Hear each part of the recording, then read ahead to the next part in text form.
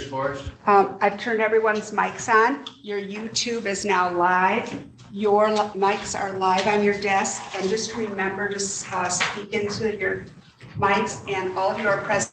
President Kramer did call, and she'll be just a few minutes late, but she will be here. Well, thank you. And Kip told me his name is Kip, not Kipling. And I told him my name is Ty, not Tyrus. And so Kip is here to spend some time with us today. I told him that we'd start out with an introduction from him on what he's done and why he's interested. We have reviewed your information, but the audience may not, and you are on YouTube as well, Kip. And after that, we'll have some questions from the commissioners, and then we'll end with some questions or final comments that you might want to make. Okay. But I get to ask you the first question. Well, we've had the opportunity to review your resume. Our audience has not. Would you very briefly review your background and what causes you to be interested in the administrator/chief financial officer position, and how does it fit into your long-term goal? Well, I grew up in a farm setting in rural Genesee County, and that was my place to be through mid-high school. And my first professional opportunity was when I served 3 years at Jackson State Prison, not in an inmate capacity. I was a correctional officer there, so I had the opportunity to see the other side of what happens when we're not able to get to people early enough to prevent them from ending up in a place like that. After that, I left and went in the late 80s to the Michigan State Police and took a transfer, and I've been there for almost 35 years. I worked in various capacities as a road trooper in southern Michigan and in the western Upper Peninsula, supervisor in Alpena at the hunt team as a sergeant. I've been in northern Michigan now working since 1995, and then I became a lieutenant at TNT, moved to Williamsburg in 1999 in conjunction with that job, worked there for 12 years.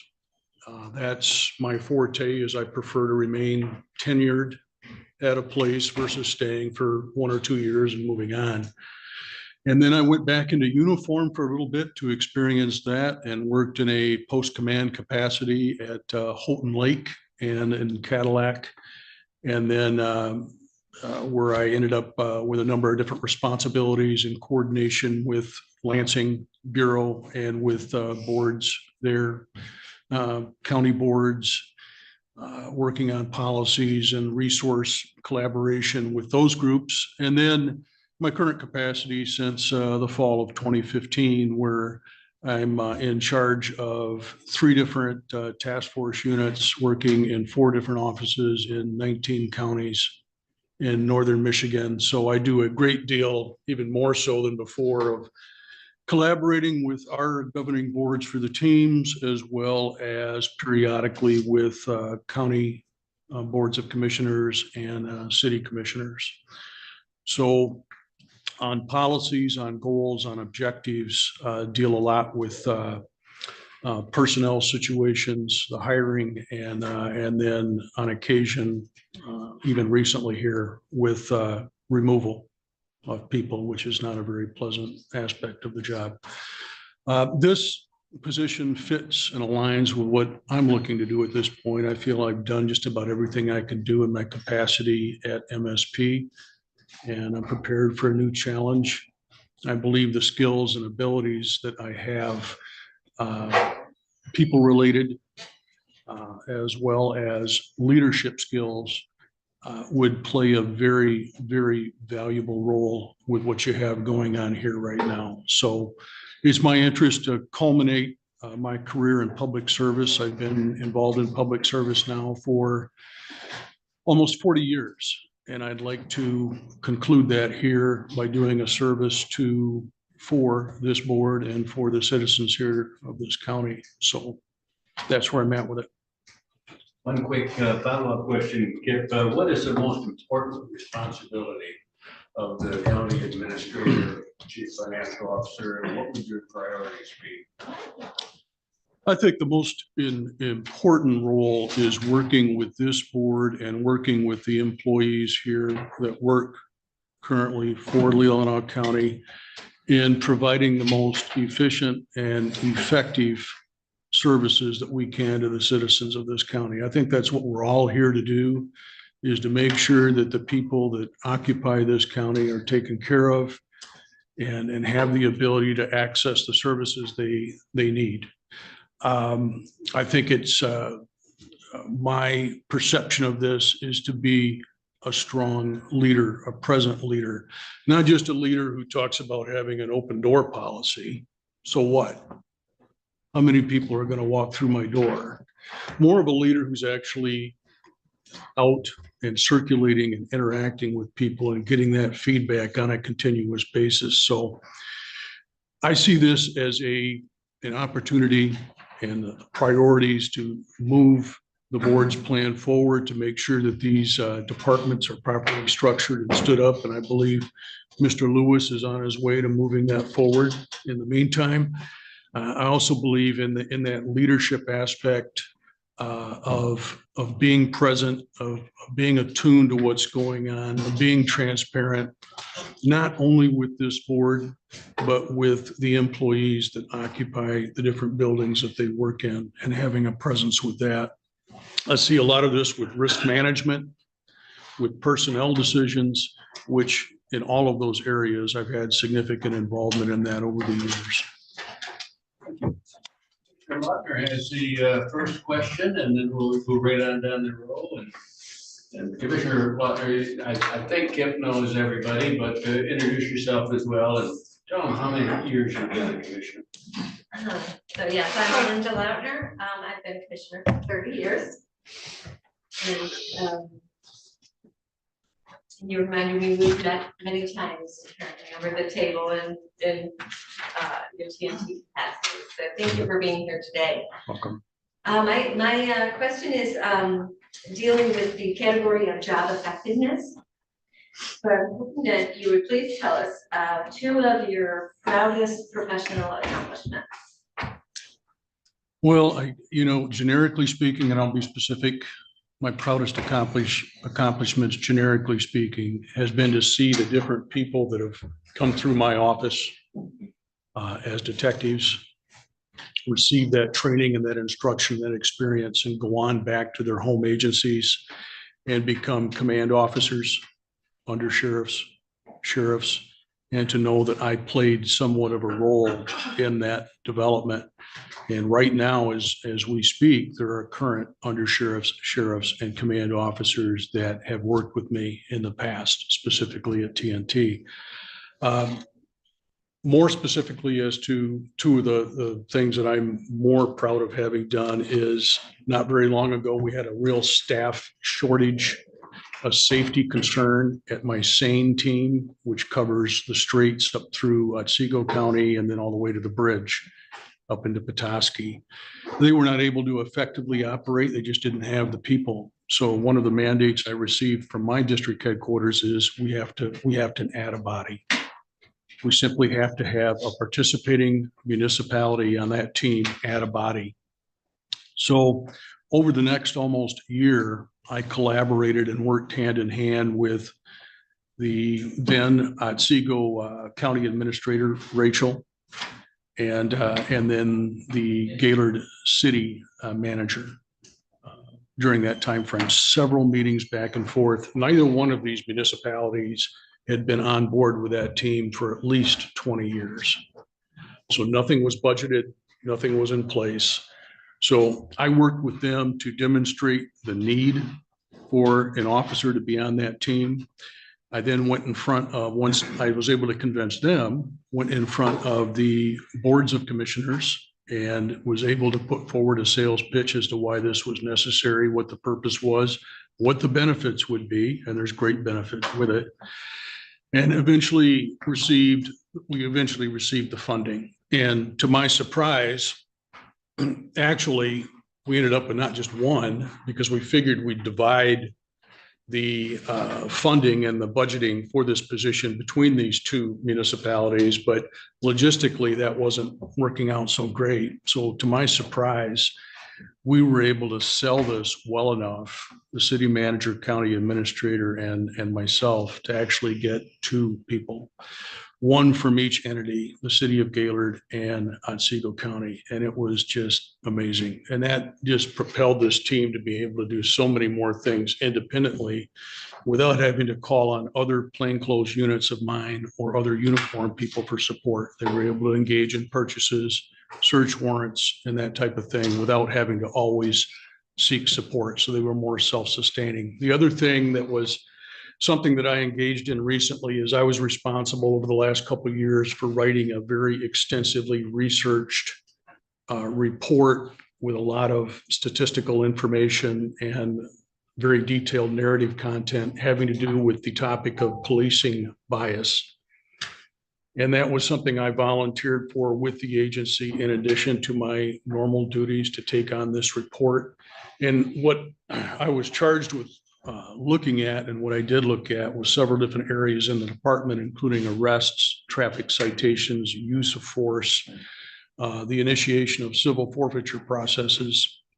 And I looked at that in the vein of gender-related matters, ethnicity-related matters, age-related matters, and compared all of this information. And that was my responsibility to do that and report back.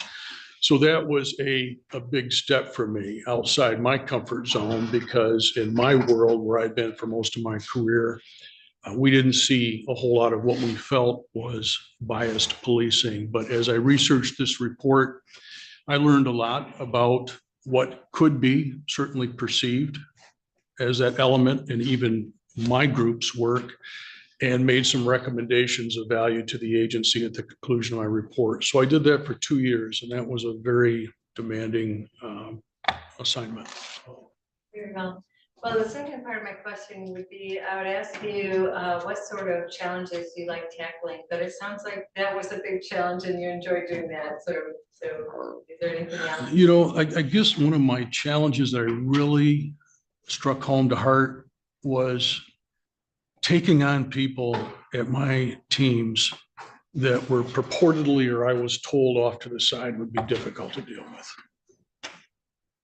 with. Oftentimes in years past, I don't know that we see it too much anymore, a sheriff or a chief would send us somebody that was a union rep because they did not want to deal with that person every day at the office, in the building. And so they would say, okay, this is a way just to set this person aside. We'll put them with somebody else, and whatever they do, or whatever they don't do.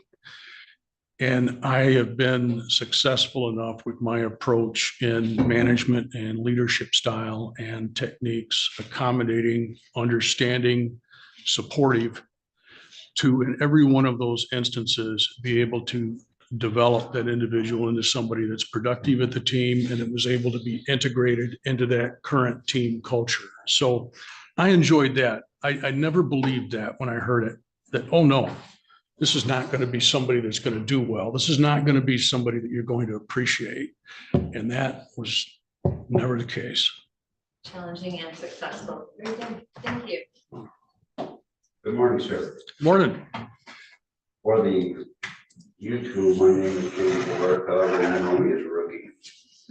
And rookie is my official undercover handle back before we had scramblers and everything else. And I have worked 3 tours working undercover, starting in 81, I think 96, and 2005 working for you.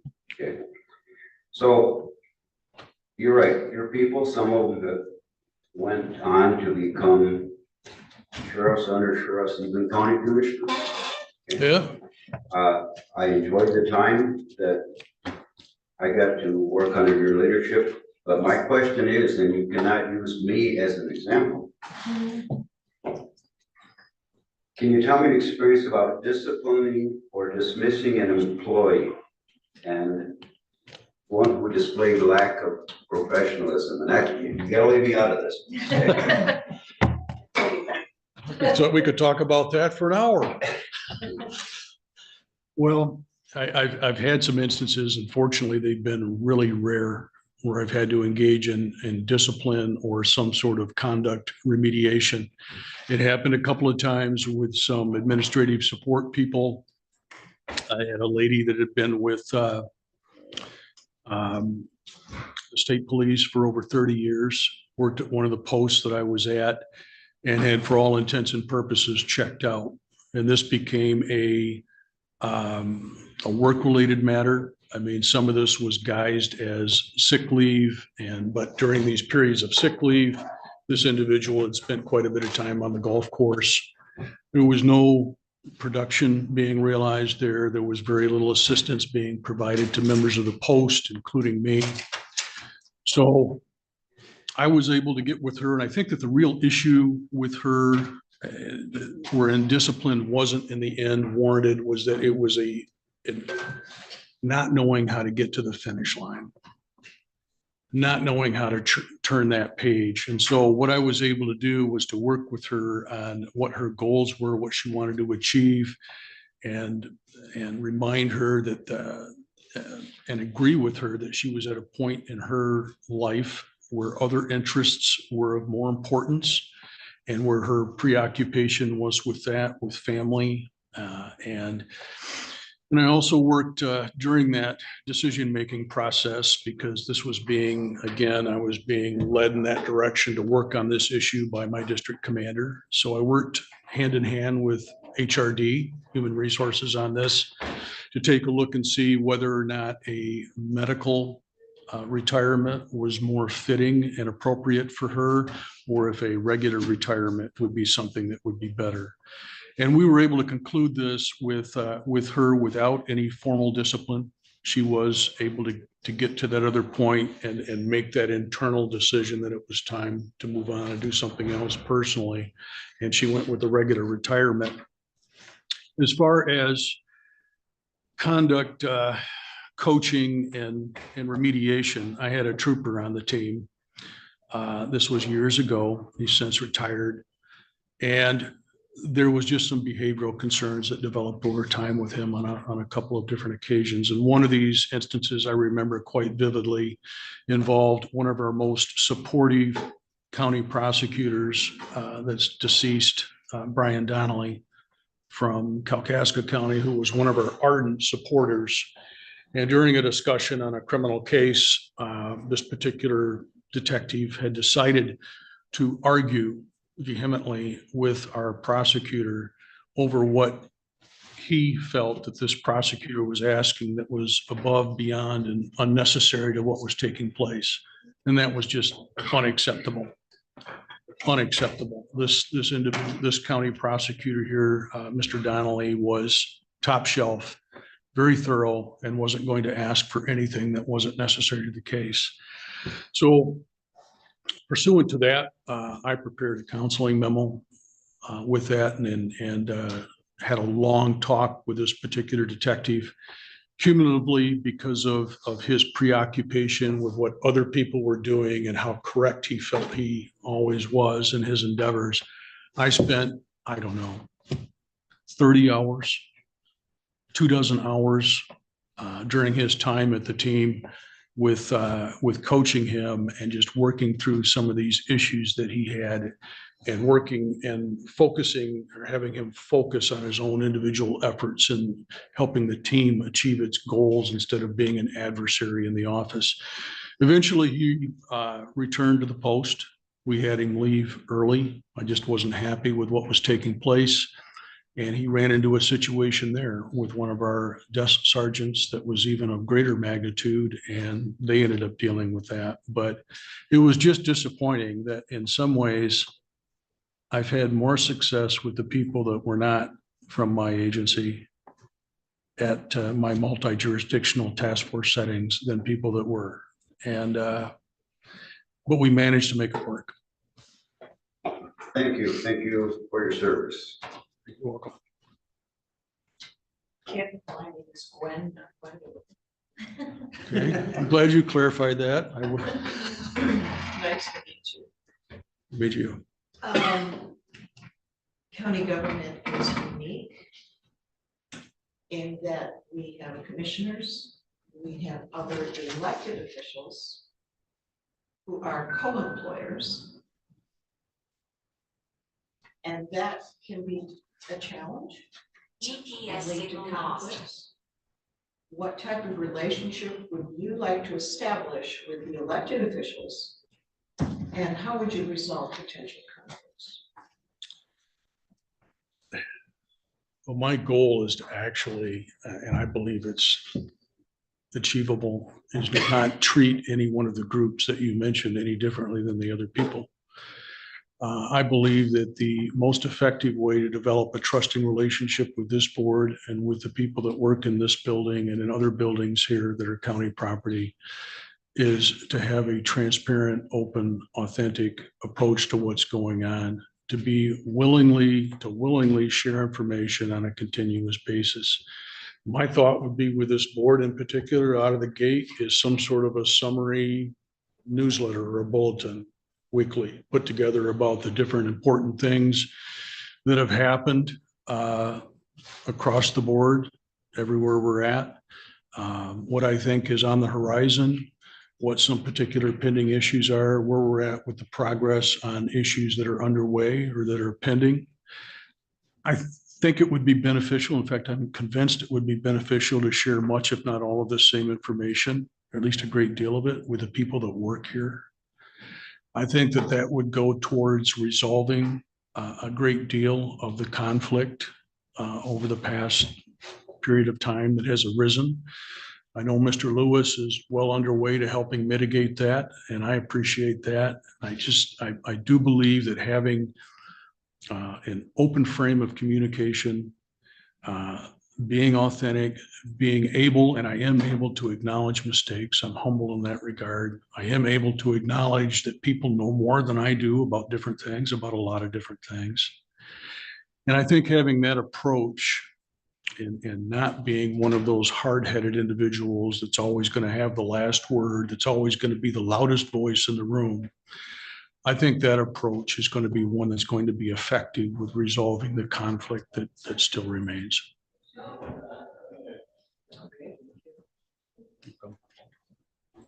Okay, my name is Ken Ross, and I've been a commissioner now for 18 months, I think, for my first term. Welcome this morning. Thank you. I'm going to ask a little bit about your management style and with this joint administrative CFO position. We feel these are some really important answers you can give us. So my first question is if you would provide us with a definition of integrity, and in terms of ethics, what standards are you unwilling to compromise in your leadership role? Integrity to me means just authenticity. It means adhering to standards that are ethical, that are correct, that are within policy, they're within the law, they're within good taste. It's being open, it's being authentic, it's being transparent, and it's not having to think about whether or not in a particular given circumstance that anybody's watching or not. It's having arrived at that point where it doesn't matter. That doesn't cross your mind. It's a circumstance where you do the right thing, irrespective of whether or not you think anyone's paying attention. But to me, integrity is being genuine, is being authentic, is being honest, is being transparent with everybody, not just a select group, not just this board, but with everybody, the citizens of this county, the employees that work in our different structures here, everybody across the board. And then what am I not willing to compromise on? I'm not willing to compromise on those issues of honesty. I simply will not do that. If there's something that doesn't look right in a report that we're preparing with regards to the budget, with regards to any kind of financial management, with regards to a capital asset issue, with regards to a personnel issue, unless it's a HIPAA protection or some other protected HR function, I'm not going to go down that road of painting it to be a different picture than what it is. We're going to face that head on. We don't have to be brutal about that, but we need to be candid about that and accurate with each other and with the people that work here in that regard about what's going on and with the public. Now, we serve the public. They don't serve us. And how can they make informed decisions about who they want to sit here? And how can you make informed decisions about what policy matters that you want to advance if things are shaded, if things are not accurate? So I'm not willing to compromise in that regard. I know mistakes are made. I'm forgiving of mistakes. I get that. It happens. I make them. But things that are intentional or repeated, absolutely not. It's not going to happen. Morning, Kip. Thanks for being here. Rex Road. This position that you're interviewing for is a new structured position, combination administrator / CFO. Can you tell us, kind of a two-part question, can you tell us what you perceive to be the duties of each of those responsibilities and how we would balance those duties? Well, I see it as a primarily a twofold role, and that is the leadership aspect, the administrative aspect of things, and then the financial end of it, the financial oversight and management part of it. On the leadership end of it, you're dealing with personnel related issues. You're dealing with contract related matters. As I see it, you're dealing with working with this board hand in hand on developing policy and deciding what's going to be implemented within what time frame. You're dealing with infrastructure issues. You're dealing with allocations of funds to special projects. You're dealing with human resources related matters. I would see that as a predominant thing when it comes to hiring and coaching and any kind of a disciplinary issue. You're dealing with third-party individuals. I think on the leadership end of it, that's what I would be expecting is different vendors and service providers. Again, dealing with a great deal of communication in regards to that leadership role. On the financial end of it, I see that as the development of a budget in concert with the new offices that are being stood up, in concert with the clerk's office, finance office, development of that, the oversight of that particular budget and how that's progressing during the course of a year. And I've got a fair amount of experience in that end of things too, managing several different work sites with independent budgets. The decision-making on whether or not extra funds are needed in concert with projects that are ongoing and making sure that the board is notified about the progression of those different things. Making sure that we have people in place in the finance office that are capable and qualified and ready to go with examining these numbers day in and day out, and making sure that that's something that I'm routinely involved in and overseeing that particular aspect of the budget too. So certainly annual budget development, but during the course of the year is monitoring that, making decisions at the onset of each fiscal year about capital asset outlays, about any special projects that may be coming along, about discussing anything that's maybe even unforeseen that might crop up during that year. Thank you. Before we go to the next one, the clerk has asked me to ask you to speak loudly for the people on screen. Thank you. Hi, Kip. I'm Hi. Jamie Kramer, the Hi. late one. I had some business to attend to this morning, so I apologize. That's all right. I am interested in speaking about leadership. And I think you kind of hinted at maybe some of your leadership style earlier, but I kind of want to dig down a little bit more. So what are the 3 effective leadership qualities that you think are the most important? And how have you demonstrated these qualities in your past and your current position? Well, I think having a sense of humility and being humble is one of the most important things that's been beneficial to me. When I was a little bit younger, I was not quite as humble And reflecting back on that, that never really was very effective. The approach of not being generous or humble. So, and in that I've exercised in all of my team meetings that I have, and the post meetings that I had when I was at the post. And that is just putting out a topic and letting that be discussed by the other people in the room that are oftentimes more knowledgeable than me. I don't even need sometimes to put forward my input.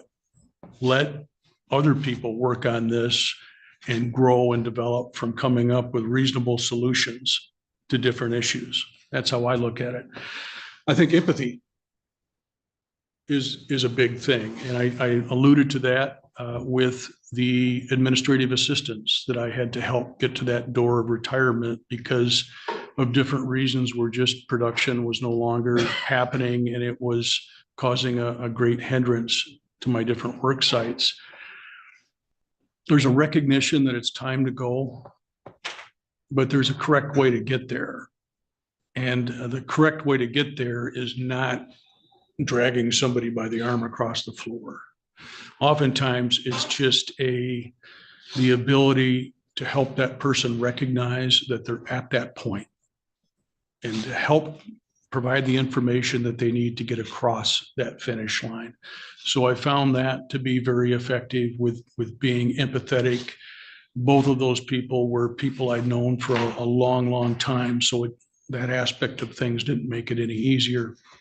I think resiliency is a big part of it. The ability to get punched right in the mouth. Well, not literally, hopefully not. Don't do that. So, but the ability to handle adversity, and I've been dealing with this here now for almost 2 years where I'm down a team commander at my St. office, and that's been a real hardship. And where I have been told that the position, although it still exists on paper, is not currently going to be filled or provided to me for different reasons. And it's put a lot of extra work on different members of that team and on the adjoining team. And it's added some extra responsibility to my plate, including grant management and grant writing. So I got back in the groove with that. But that has been a hardship. So over the past 2 years, there's been moments where it was, yep, we're game on, we're almost there, we're ready to get this job posted, and then it's pulled back out from underneath your feet. So being able to roll with the punches, figuratively speaking, and not get punched all the time, literally, hopefully never, is an important thing. And I would just add that as a fourth, the courage. Just having the courage to make the tough decisions. I've had to make 2 of those tough decisions in the last 2 to 3 months with the reassignment of personnel that worked for me at 2 different teams. So that was difficult, both exceptional detectives, but we have to maintain the integrity of our work sites. We're under a lot of scrutiny, as everyone here knows these days, in any form of government, including my current form. And we cannot risk having something taking place that is going to shade that is going to put that in a negative light after all the struggles that we continue to have to put it in a positive light. So those things are tough. Those are hard decisions to make. And that's why I say that it doesn't matter whether anybody else might know or might end up knowing about something. That's not the issue. Does the issue exist? That's the issue. And how are you going to deal with this? And that's how I decided to deal with it. And that was the effective way to do it and maintain the integrity of those units. Thank you. Welcome. Well, we've got a little bit of time left, so Commissioner Lautner, if you have another question, we'll just come down the road again. All right.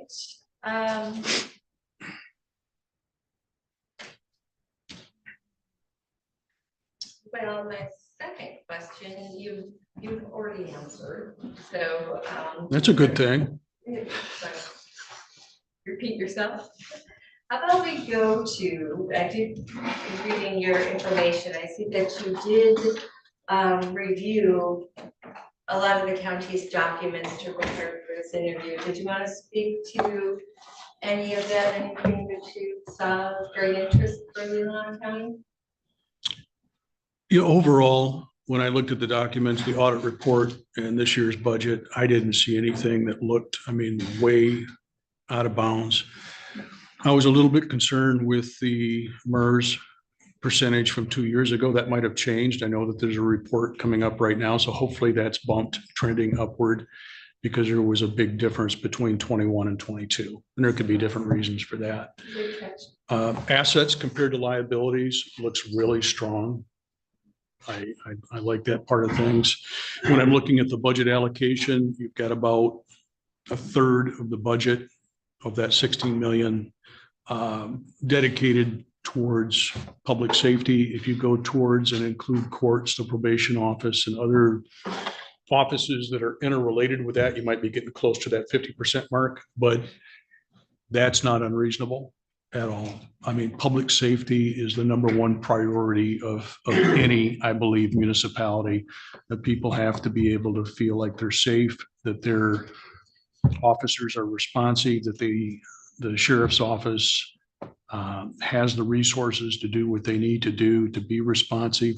We need to be continue practicing frugality with what we're doing, but open-minded to different things where we can make some improvements. But I didn't see anything as I was looking at that, at the budget, that struck me as being unusual. When I looked at the audit report, I saw that there were 2 material weaknesses that are listed in there. I think that they've been repeated a couple of times. That first one, you know, that's just the way that things are structured, where there's the outsourcing of the financial reports. I get that. So that's like, okay, report it.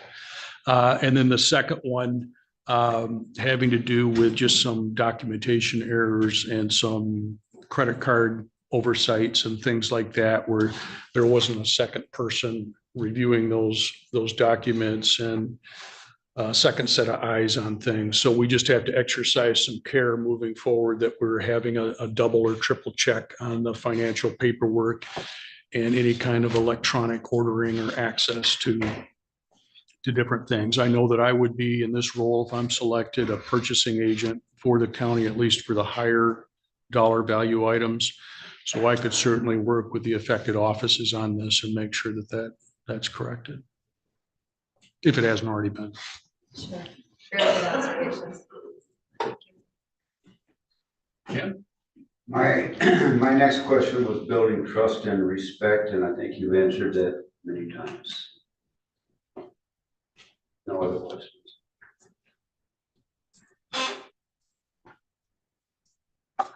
Wondering why you want to go from the field you've been in to county administration?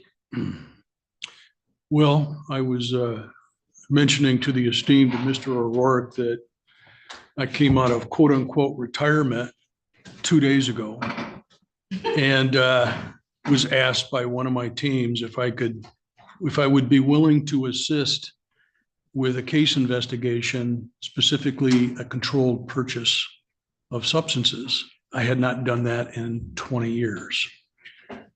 And so I did. I jumped in, and in this circumstance, I'm the undercover officer, if you can imagine that.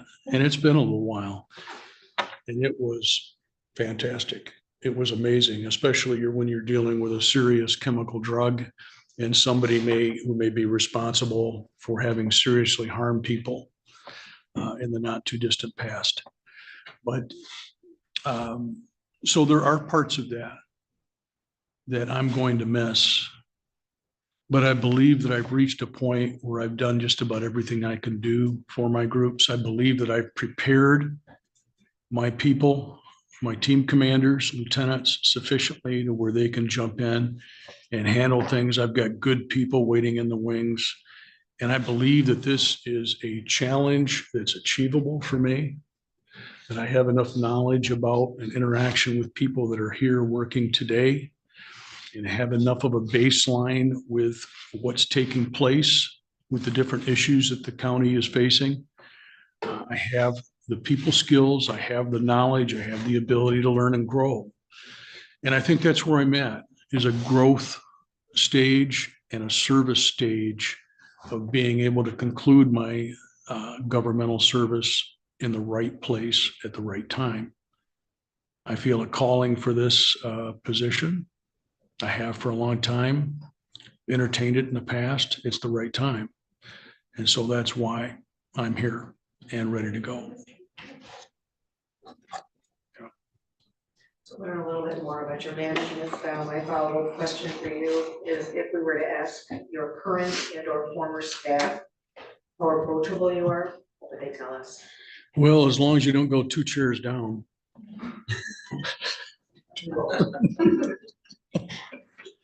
No, they would say, and I alluded to this earlier, Ms. Ross, I mentioned it, that I'm not into that open door philosophy.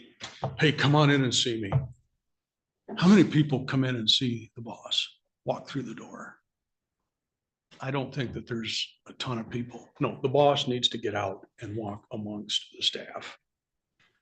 And that's what I did for instance, I've always done it with my teams. I've always taken that initiative. I don't keep score about who's seen me how many times or how many times I've seen them or whose turn it is to go see whom. No, that's my responsibility to get out there and interact and be a part of things. When I got to the Houghton Lake Post, I made a practice of that. And I had some feedback come to me one time from I think it was one of the sergeants there that worked for me. And he said, they can't believe that you're getting out and going into the squad room to talk with them. The past 4 post commanders haven't done that. And I'm like, what are you talking about? What do they do all day long then? And I know that there are administrative functions. I'm sure that each one of those first lieutenants had their days filled with appropriate things and meaningful things to contribute to that post in the department. But how much more meaningful can you get than interacting with your staff, being proactive in that regard and taking the initiative to know what they're working on and what's going on in their lives? And I don't mean just this superficial stuff about, hey, how you doing? What'd you do this weekend? I mean actually having a vested interest in that and being genuine about it.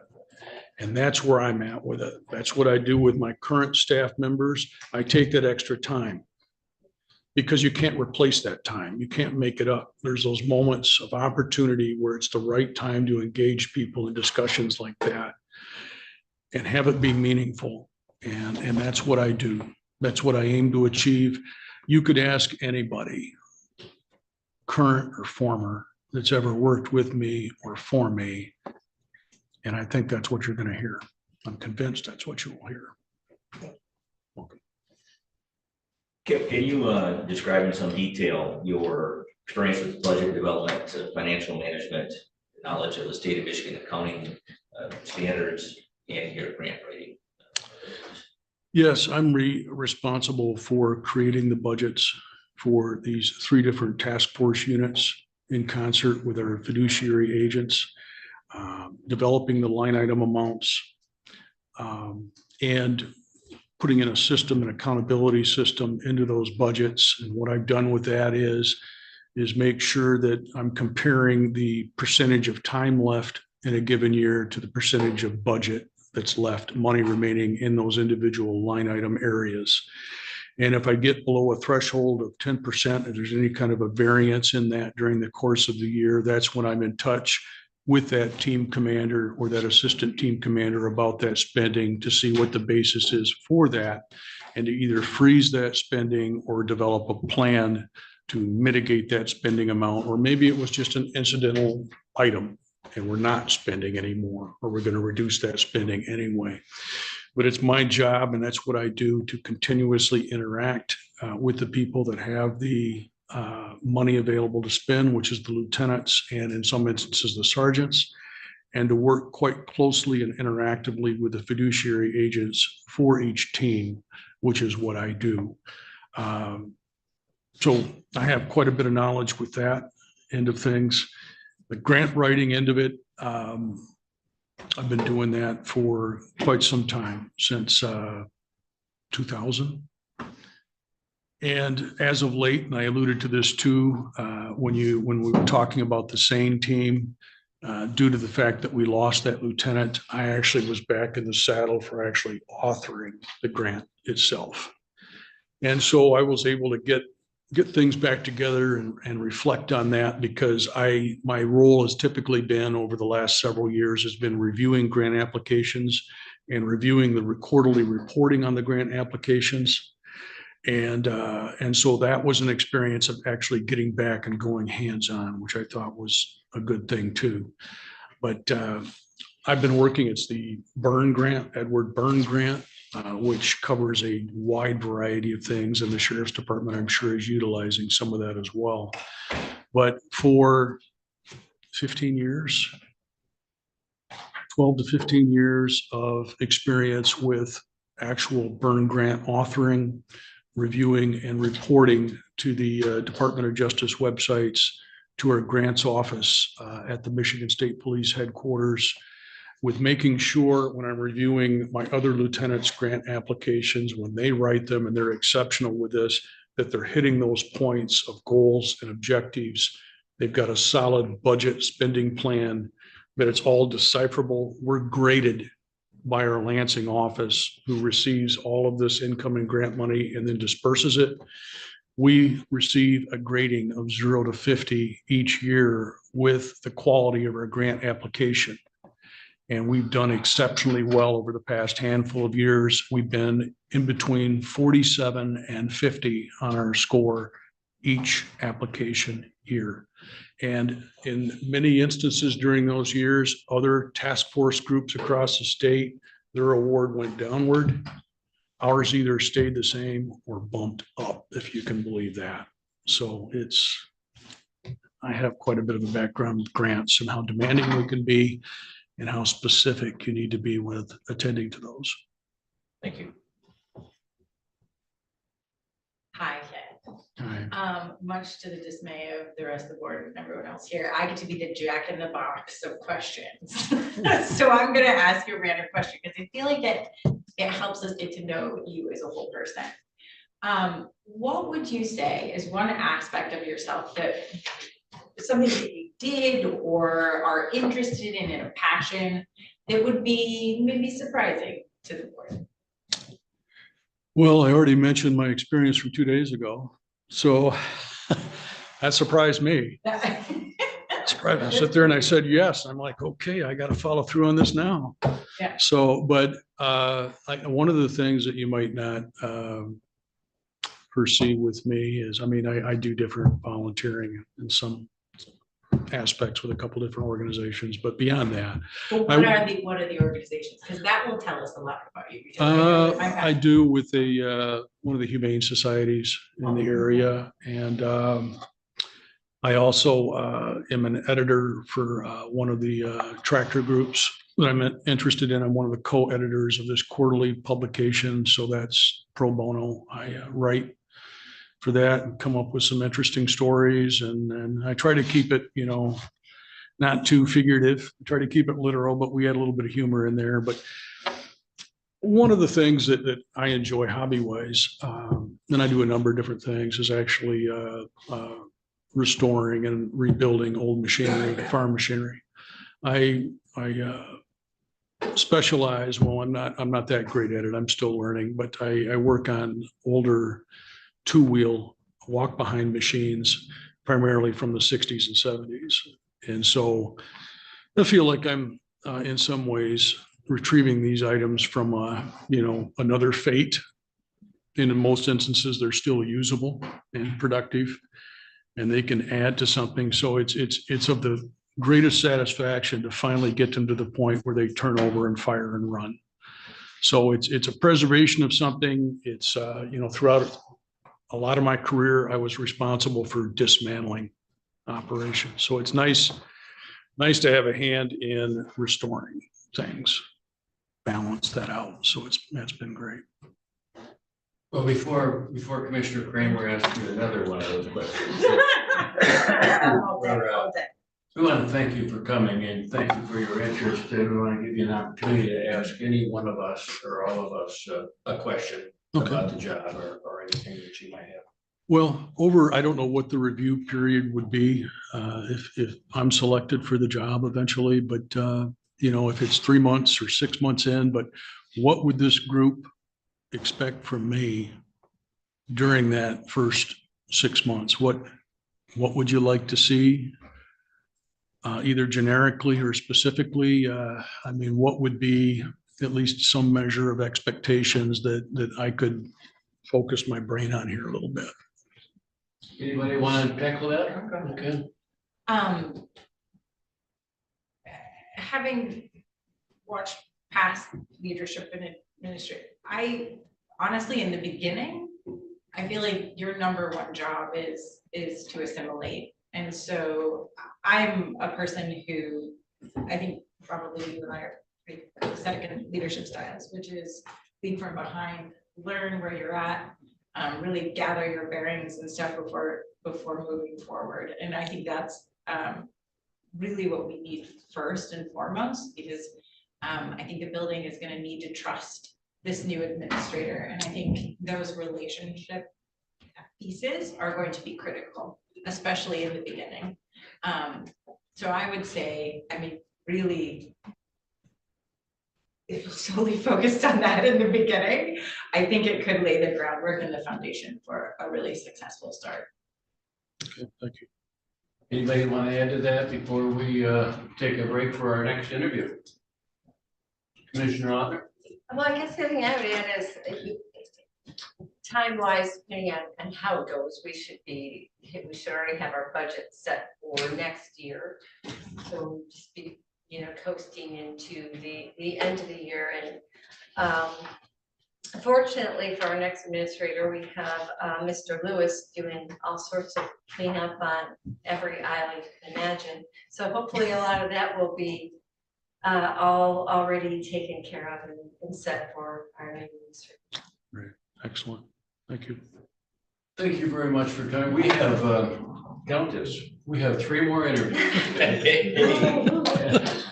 And then we will be having some discussion, and I'm sure you'll hear something from Mr. Janik next week. Okay, all right. Thank you very much. I appreciate the Thank you. opportunity. Thank you, Kip. Looking forward to Thank hopefully you. returning. Let's recess for 7 minutes. And Kip, when you bought the drugs, you didn't have to do the report, right? Yeah. You didn't have to do the report.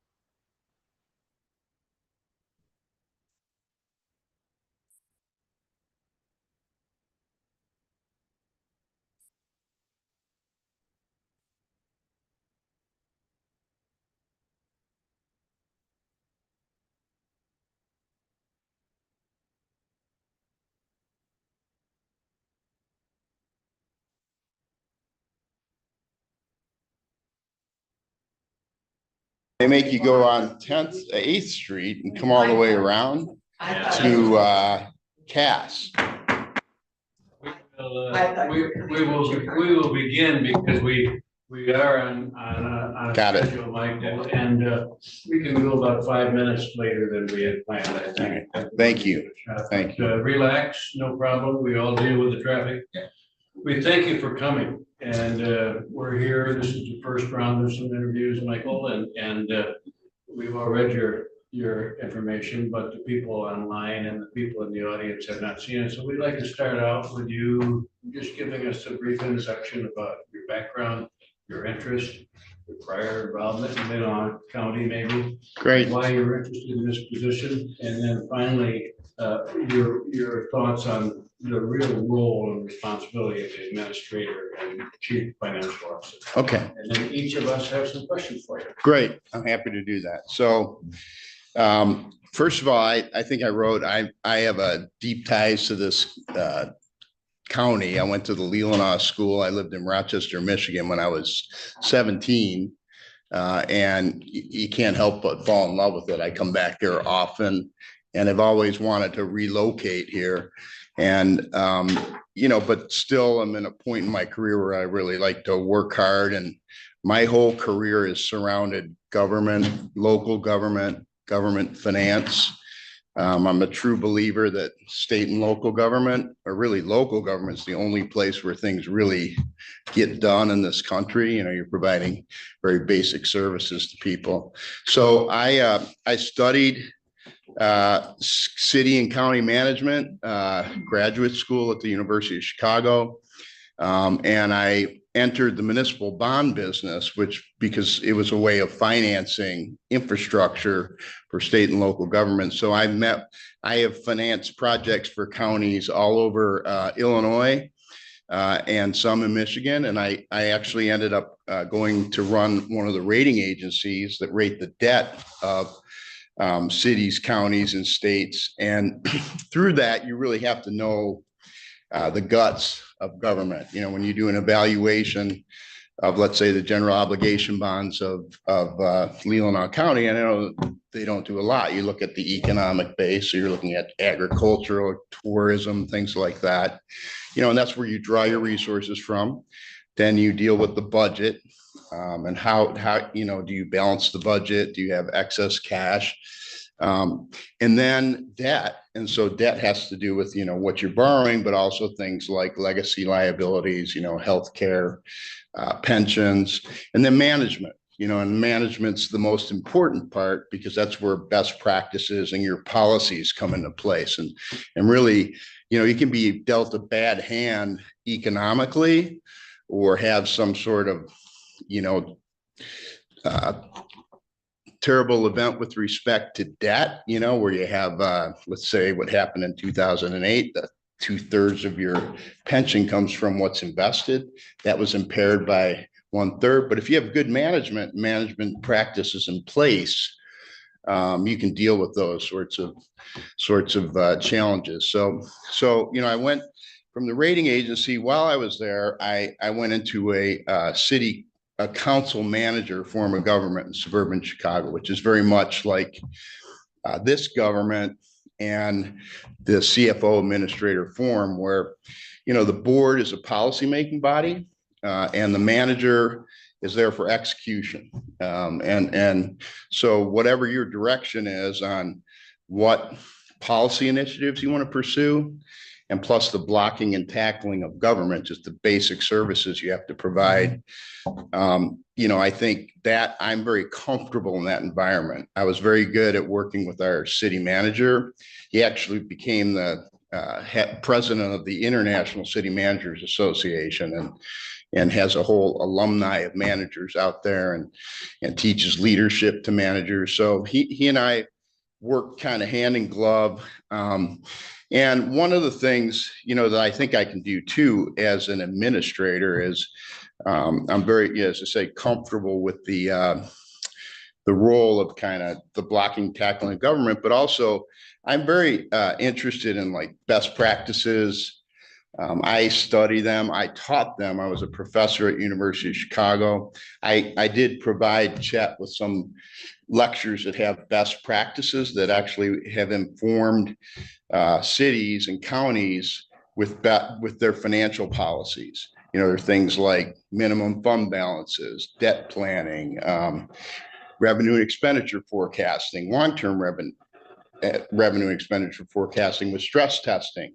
And I know the state, requires a 3-year forecast, but, do they say, well, what happens in the worst case, right? And do you have a contingency budget? That's another best practice is like, okay, let's assume everything's great this year and we're going to have growth by a certain percentage, but let's also assume that the Great Recession happens again. What will we do? And rather than being in a crisis, if you think of that in the budget process and have a contingent budget, it allows you to kind of operate without being in a crisis, so to speak. So I'm quite involved in kind of new ideas, and my feeling is in this form of government, I should bring those to you. But if you're not interested in them, I shouldn't push them, right? I'm not elected. You're elected by the people, and you're going to pursue, your interests and your agenda. My job is to implement them. But one thing I would say in terms of my experience and what I've observed about the county is that it's a little odd. The county administrator and the county board does not have the sort of power that other counties have. There's a lot of fragmentation. You have strong townships, villages, and cities that all have their own, elected officials with their own jurisdictional taxing authority, with their own set of services they can provide. And I know if they're small, you can certainly step in. But, you have the road commission, you have the drain commissioner. Usually those things are departments within most counties around the country.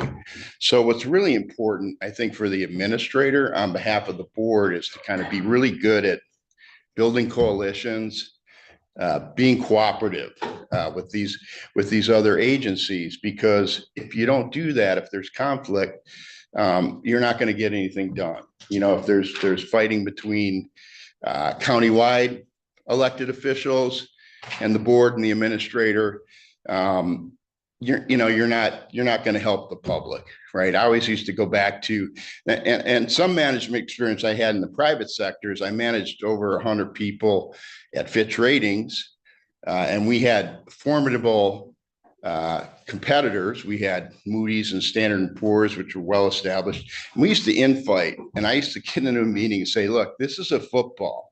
If people at Moody's and Standard & Poor's were standing on the wall, hiding on the wall, they'd be thrilled, right? So we don't need to be fighting two teams. We need to be working on the football, moving it forward. So, so my feeling is the administrator working with the board has to work in a cooperative way with all these other officials.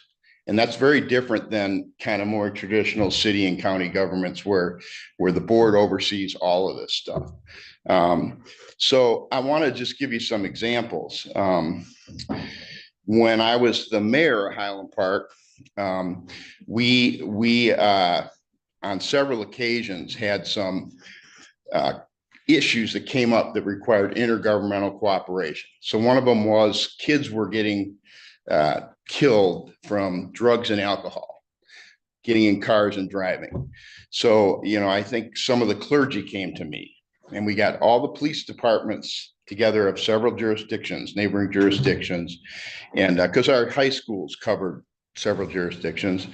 And out of that came something called Parent the Anti-Drug, and it still exists today. And there are parents from these several schools, and one of the things that came out of it is people say, well, kids don't listen to their parents. And one of the speakers, while we were forming this, came to us and said, he was a psychologist, and he said, I'm going to speak to these communities about prevention of drug use amongst teens. And he was a teen. He said, Dad, they're not going to listen to you. And then he goes, they were going out of town. He said, Dad, what pants should I bring? Right. So it underscores the point that, you know, the mayor, the sheriff, they're not going to tell kids what to do. It's really their parents that they ultimately listen to. So that still exists today. We did a similar coalition on a sustainability plan. When President Bush didn't sign the Kyoto Accords, all the mayors decided to do climate protection plans. And someone came to me and said, can we have a assistant city manager for sustainability and the environment? Well, we didn't have that kind of money. So what I said is, why don't we get the park district, all our separate governments together and jointly support that? And that through that, we're able to put together a sustainability plan that's, you know, we have a carbon footprint measurement, and then we every year kind of check it off, right? And we actually, I received an award from the U.S. Conference of Mayors for that sort of collaboration. And the same thing on affordable housing. We started, you know, we had a problem where a lot of homes were being torn down. Policemen, teachers, firefighters could no longer afford to live in our community. We set up the first land trust in the state, where we actually had a source of funds. We basically were charging a tear down tax because homes were being torn down so quickly. And that funded a fund where we were purchasing and assembling land. And then we would work with the developer. We would donate the land in exchange for them providing affordable housing. And some of it was rental, some of it was for sale. If it was for sale, we had a formula that kind of capped the appreciation to keep it affordable in perpetuity. And then we also had something called inclusionary zoning. I'm going to interrupt because we have a number of questions. Okay, I'm sorry, going too long. Well, anyway, that exists still today, this coalition. It went from Highland Park, it's now regional. My point is that this job's going to require that. Thank you. Thanks. Each of the commissioners have some questions, and we'll start here with Commissioner Kramer. Lovely. Hi. Hi, Nice to meet you. I'm Jamie. nice to meet you. Kramer. We're gonna just go right into leadership. So, what are 3 effective leadership qualities that you think are the most important? And how have you demonstrated these qualities in your past or your current position? Okay. Well, I think one thing that's really important is to help set a vision. You know, I'm very into setting goals and then having objectives and having them measurable. That in an administrator role, that visioning would come from you. And so then my job is to articulate that vision to the staff. And so I've been able to do that numerous times, either being the person coming up with the vision, or for example, at Fitch Ratings, if the chairman had a goal, you know, getting the staff to buy into that. So that's one. The other is listening and a bottoms up approach, meaning talking to people that are going to be involved in achieving the goal. And again, I'm very into metrics, measurement, and I mean, government, if you can't measure it, you can't manage it, right? But the other thing is to kind of give people a stake and ownership in it. And then the third thing is I'm a big believer in chain of command. You know, the buck stops with you.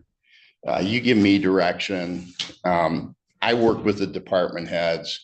If someone in one of the departments not happy, they need to go to the department head and try to resolve things. And if they can't resolve things, then they come to me, and it hopefully should be resolved before it gets to you. So I would say those are three things. It's like having a process, being able to articulate a goal and move it forward, and also getting input.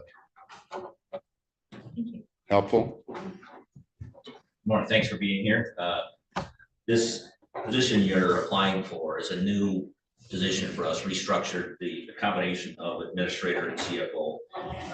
Can you tell us what you perceive to be the primary duties of each of those roles, and how would you balance those responsibilities between the two roles?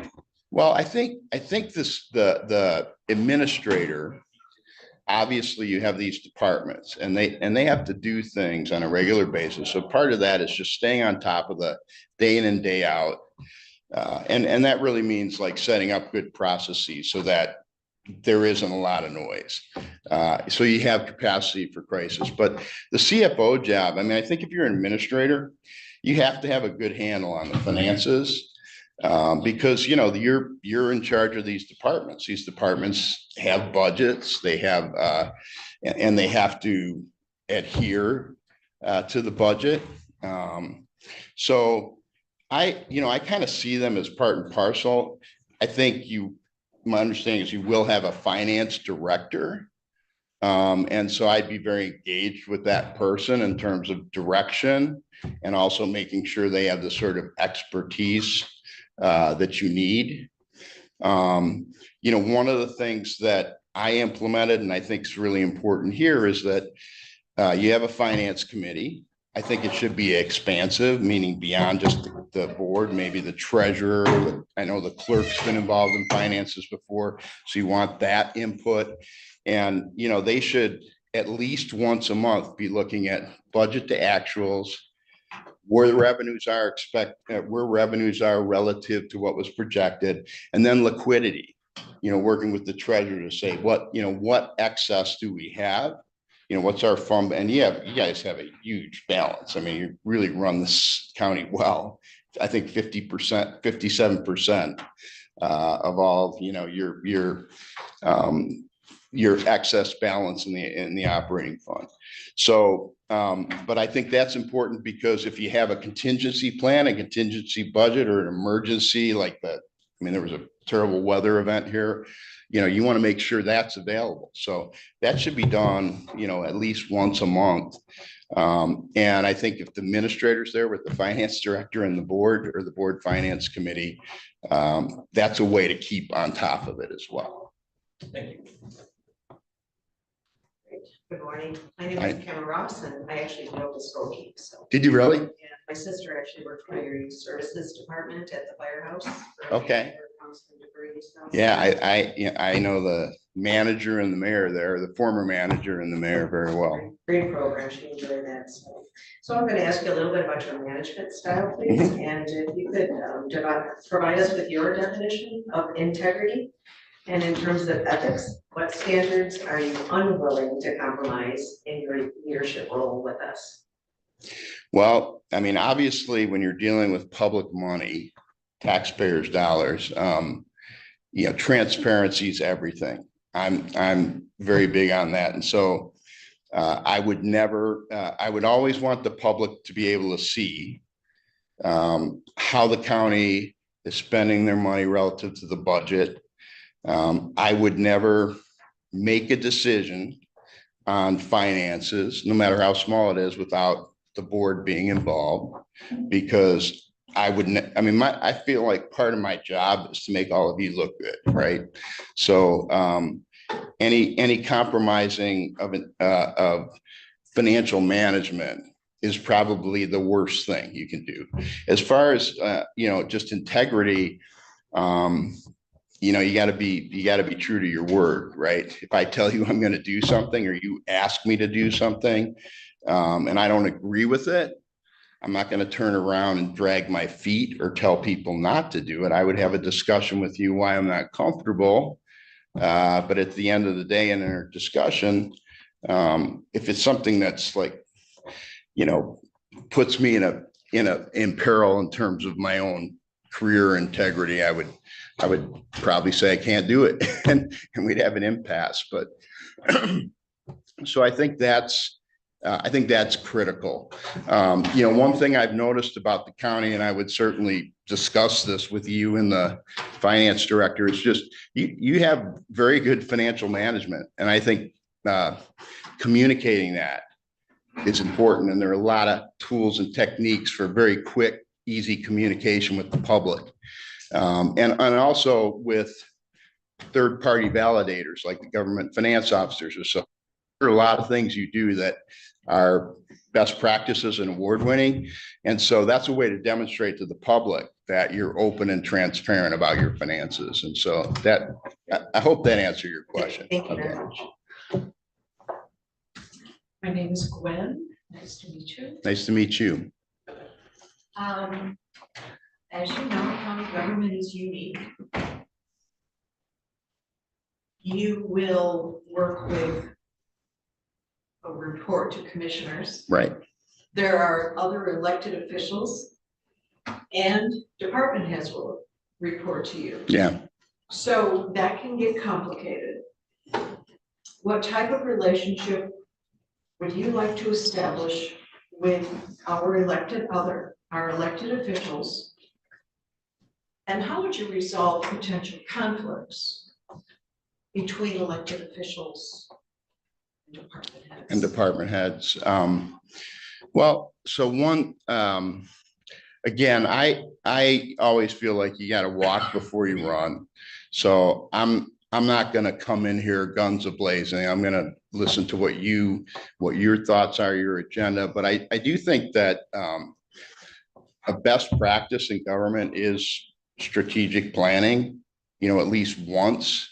And so that's a process where you get input from the public, but you also put together a plan with those other elected officials. And the board and the administrator and the department heads kind of buy into these goals. And some of them might relate to, certainly your biggest part of the budget is public safety. Some of them might relate to public safety. They could relate to public works and infrastructure, and there you have the drain commission, the road commission. So if you kind of all buy into something and you're moving towards that goal together, you can cut off conflict from the beginning. But in cases where, let's say it's a funding issue, obviously you have to pass the budget that supports some of these other offices because they don't all have their own funding sources. I think that the most important thing is to have as I said before, you have to have an administrator that gets along with people. I do that. I'm not one to have dig my heels in and have a ongoing conflict with one of these elected officials. As I said before, it does the county no good, does the people of the county no good. So I would say you just got to negotiate and talk it out and try to find a compromise that suits the board and suits that elected official in the spirit of, hey, we've committed to a plan. This is what we want to do. And, at the end of the day, it's a small county. It's a smaller government.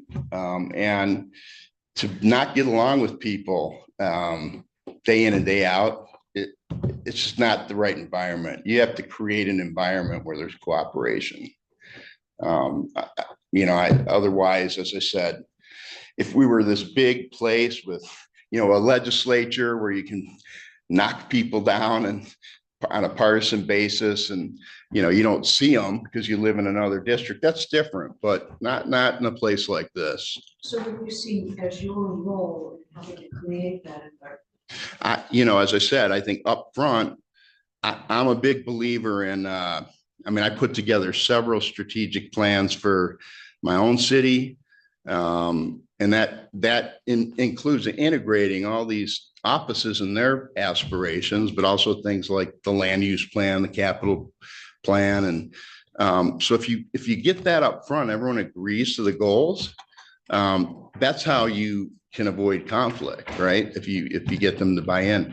If there's an impasse, I think the administrator's role is not to pour flames or pour gas on the fire. They should be a bridge builder and try to get each perspective. As I said, my job is to help make you, I would say, look good, but be effective, especially to your constituency. And as I said, a fight with the sheriff or the clerk or anyone else is not productive. Again, here's a football. Let's keep moving forward. Yeah. Good morning, sir. My name is Jim O'Rourke, and I've got a question about discipline or dismissing an employee. Have you had experience doing that? Unfortunately, yes. And can you give me an example? Well, I mean, when in the Great Recession, I had to lay off 25 people who were all good, but relatively not as good just because of financials. But also, at the city, we had some real challenging employees with people that sued us. We had people involved in illicit activity. And, I think you have to be consistent. There are obviously, there are processes in place. You need to follow those processes, right? And it typically involves HR and a lawyer and things like that. But again, I go back to the chain of command too, that, if someone's a problem, I don't want them coming to me to tell me it's their boss. You need to enforce the discipline of, look, if you have a problem with your boss and they want to fire you, that's their prerogative. And if there's some sort of protection from collective bargaining or something like that, there's a process to work that out. But I feel like I've always been able to manage through these things. And you have to make sure that if someone's leaving on bad terms and it's in the interest of the county to make sure there's not disclosure. Let's say you settle with someone who feels like they're unfairly being let go, you have to build in things like, okay, well, you can leave, maybe we'll pay you something, but you're not to speak of this legally. You're legally bound not to speak of this. You don't want to clean your dirty laundry in public. And I'm not talking about covering up. I just, when there's a disagreement, people that are angry are often will go out and say whatever they want, right? And they'll make the county look bad. They'll make commissioners look bad. And again, my job is to make you look good. So I would protect against that and use all rules and regulations that I could to do that. So if I went out and spoke bad about the chair, Mr. Russell down there, and you heard about it, would you call me in and talk to me? With respect to a personnel thing, you just disagreed with him on policy? No, I'm going out and saying that, he's hard to work with, he's difficult. To keep the cohesiveness of the board, would you? Well, so it's your prerogative as an elected official, and even with a partisan board, to criticize one another in the public. You could be, you might be rivals, right? I would certainly, if it became an issue with respect to the functioning of the board, I would certainly talk to all of you. And I would talk to you from the perspective of how that might affect the staff and our ability to deliver services. You don't have to listen to me because you derive your power from the public. But I certainly can tell you that, the fact that you two are beating each other up in the news every week is affecting the morale of the staff. And I would prefer if you wouldn't do that, but I can't stop you from doing that. Do you believe when you take a job that you come in and you take basically ownership of that job? Yeah, absolutely. Okay. Absolutely. I mean, whatever your expectations are, I'm going to meet them. And I'll work hard at it. I mean, the one thing I would say is as long as there's clarity in what the job is, if you want a CFO administrator, and that's defined, I'm gonna implement that job. Thank you. I'm Melinda Lautner. Thank you for being here today. My first question is going to be on job effectiveness, but I do want to back up a little bit, because I want to make sure I understood you correctly. And in your answer that you had for Ms. Ross, when you were talking about the county financials, did you say you would not disclose those to the public? And what was the context of that? The financial statement. Public, yes, you were saying that you would not disclose the financials to the public? No, you must have misunderstood. I mean, Okay. I actually think it's really important. Well, it was early in your statement. That's okay, I'll go back to that. And then Okay. later you said that you talked about transparency, so I just wanted to clarify that. Yeah. Okay. So when I was mayor, we started something, know your city finances. And I think that the most important thing, the policy document of any government is the budget. So the more you engage the public and inform them about what's in it, it's just a better process, right? You get people that come in here and start complaining about something. If you did a survey on their satisfaction with delivery of services by the county and said 80% of the people think you're spending money well on this service, and they come in, you say, well, let's talk about your particular problem, because most of the people here think we're doing a good job. But there's all sorts of graphics and dashboards now that are really simple.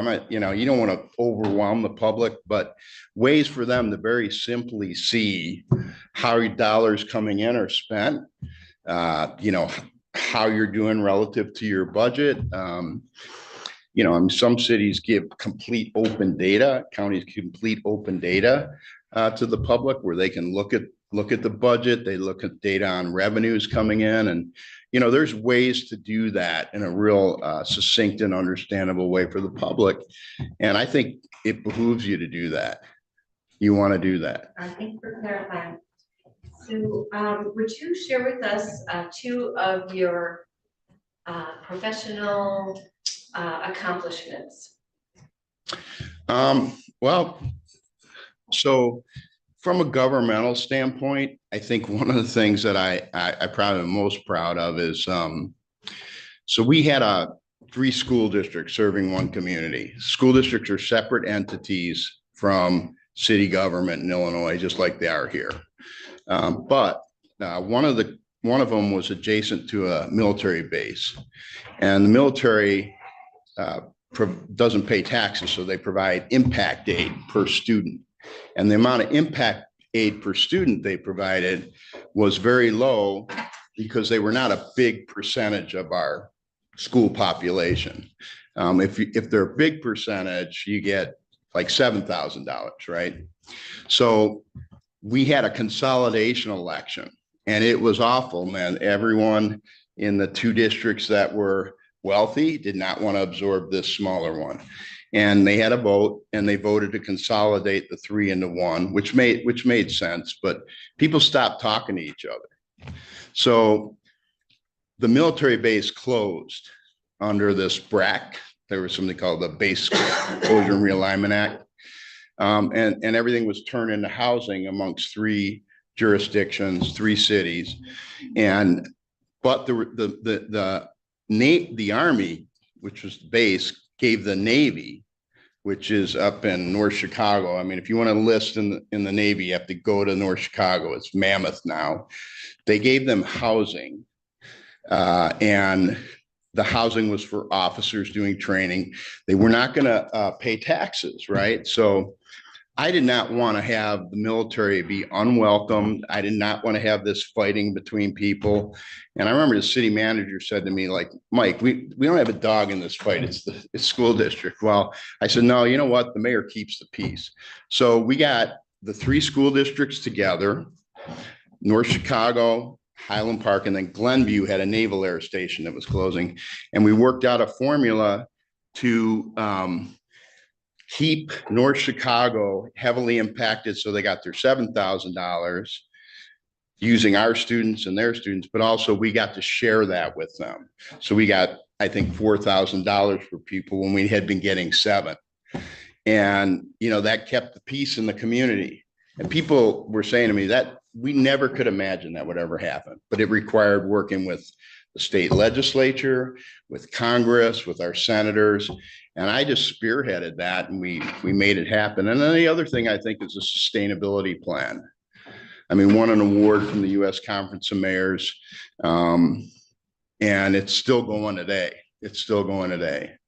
And, obviously a place like this with beautiful resources, that sort of thing's important too. Thank you. Yeah.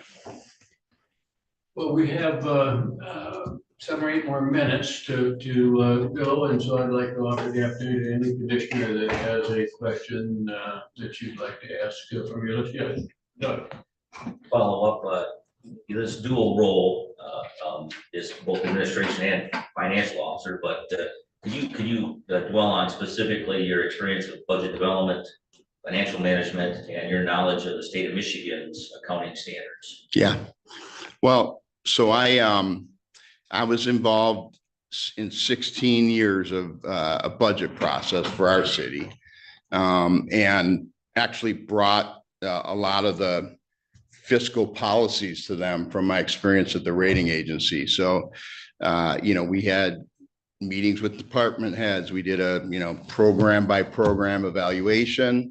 And then as I said, we put into place a finance committee where we followed budget to actuals every month and looked at fund balance and liquidity. And then in the private sector, I was responsible for a 50 million P&L for my group. And, we grew every year.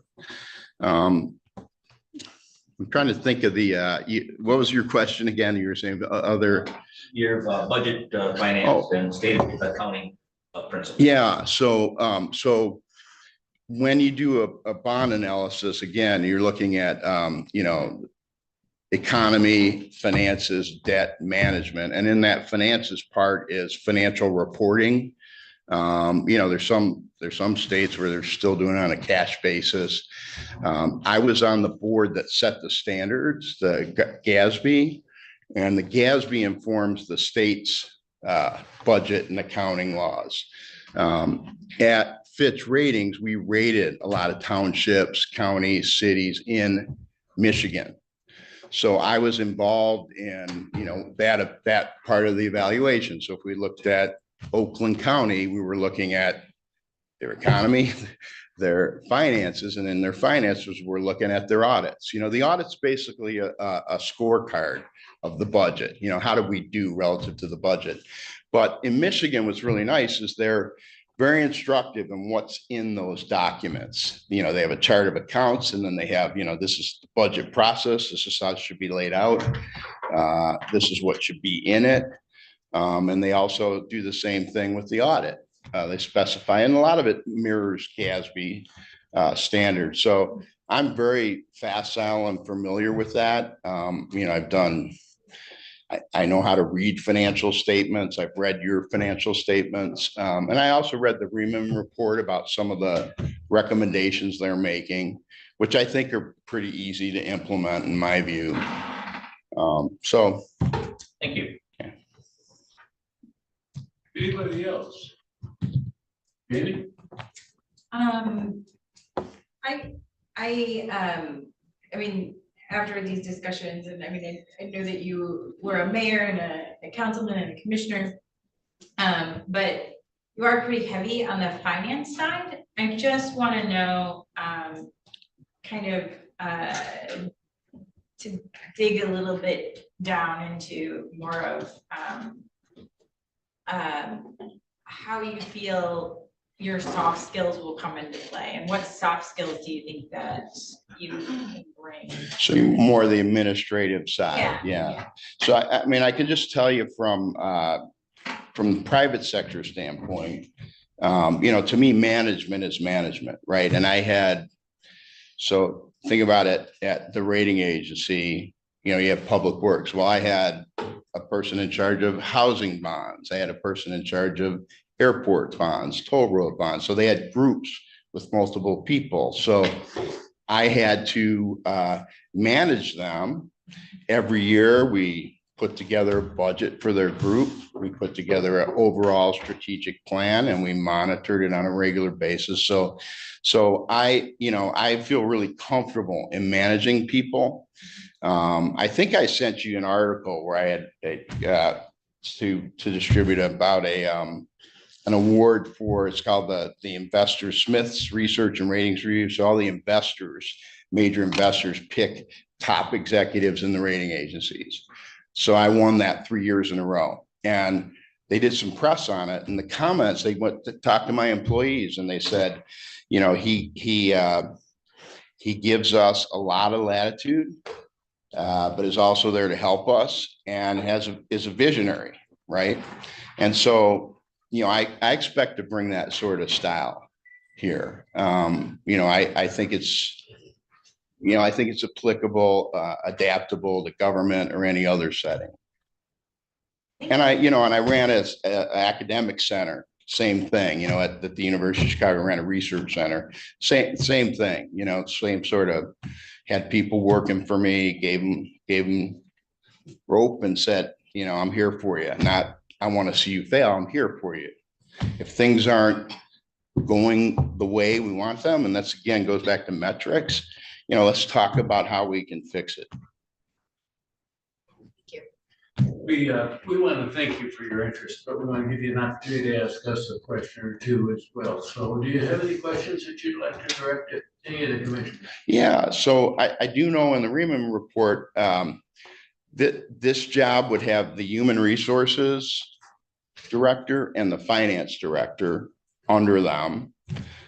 Previously, that was, I think, divided between like the treasurer, the clerk, and is the board committed to that sort of organization now? Because look, I can work with anyone. If you want to keep everything with the clerk and the treasurer, we can still implement best practices working with them. But I'm just curious, were those implemented or are they still like being considered? Yeah, I think we're fully committed. I mean, as evidenced by the job description, administrator/CFO, we would not be looking for that combination. We were not committed to that structure. Right. Okay. That's important. I watch your meetings. I follow some of the stuff in the press and, as I said, I think this is a great county.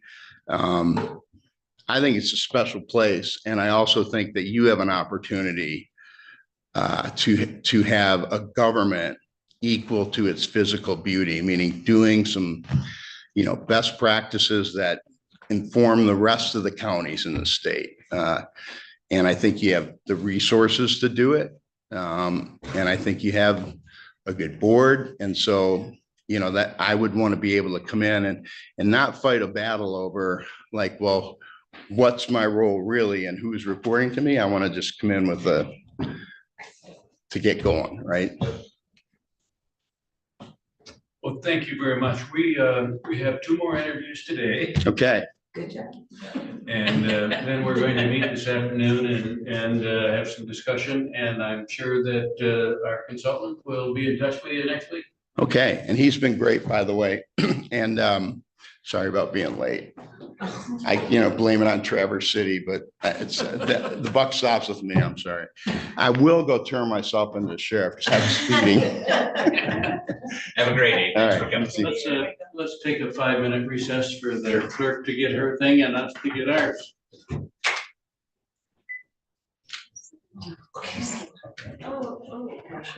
I have some unique today.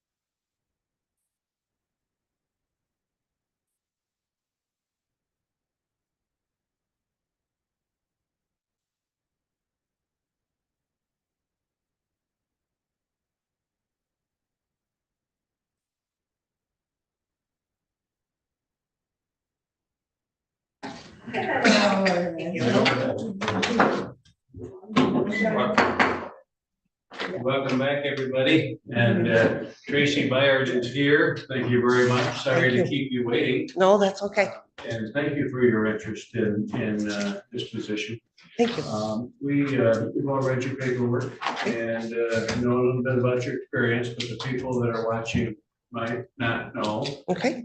Or the audience. So we'd like you to start out by giving us a Reader's Digest version of your background and your interest, and include with a little bit of the definitions, how you see the administrator / chief financial officer work. Okay, so my name again is Tracy Byard. I started out as an assistant administrator in Clare County in 1999. So I've been doing administration work for close to 25 years. I had 3 county administrators from the time that I started there until I became the county administrator.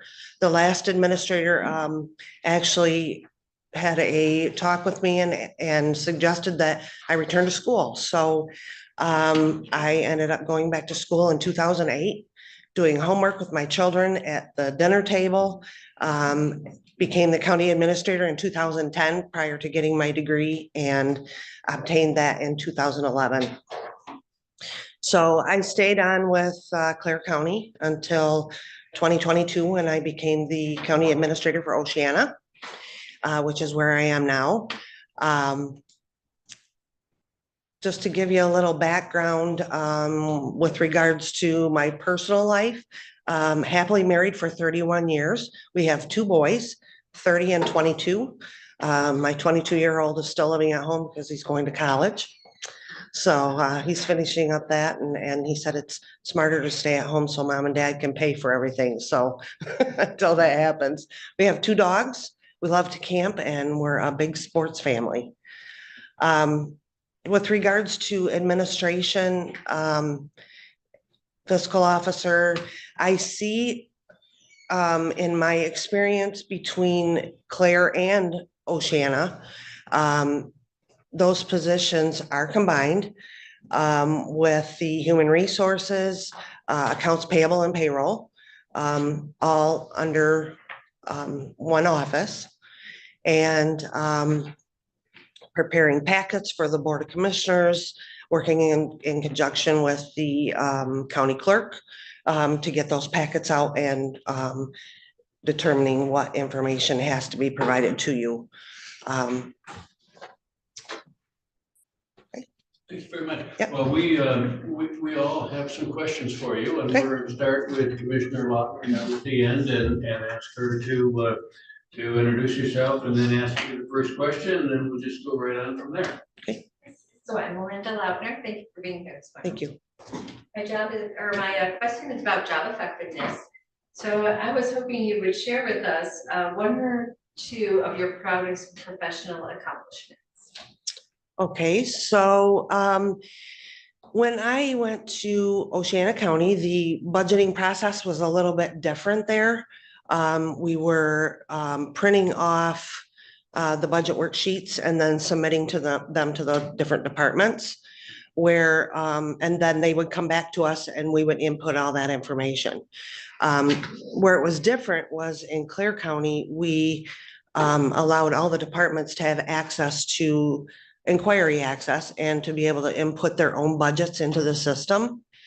And then once those were complete, we could lock them down, and then I could move on with the process from there. We made that change in Oceana the second year, the second process for the budget, and it worked out very well.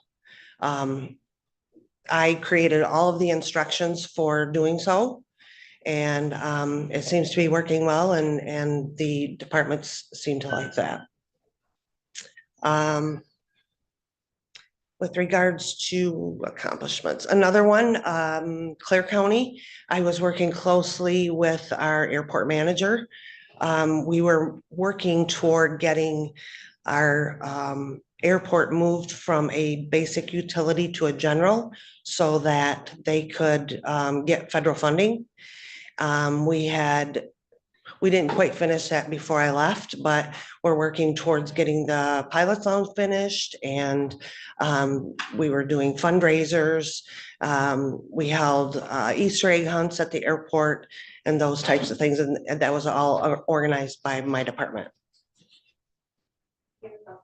Thank you. So I do have a follow-up question in regard to the answer to your first answer there. So in your budget process, the departments would upload their budget as their requested budget. Yeah.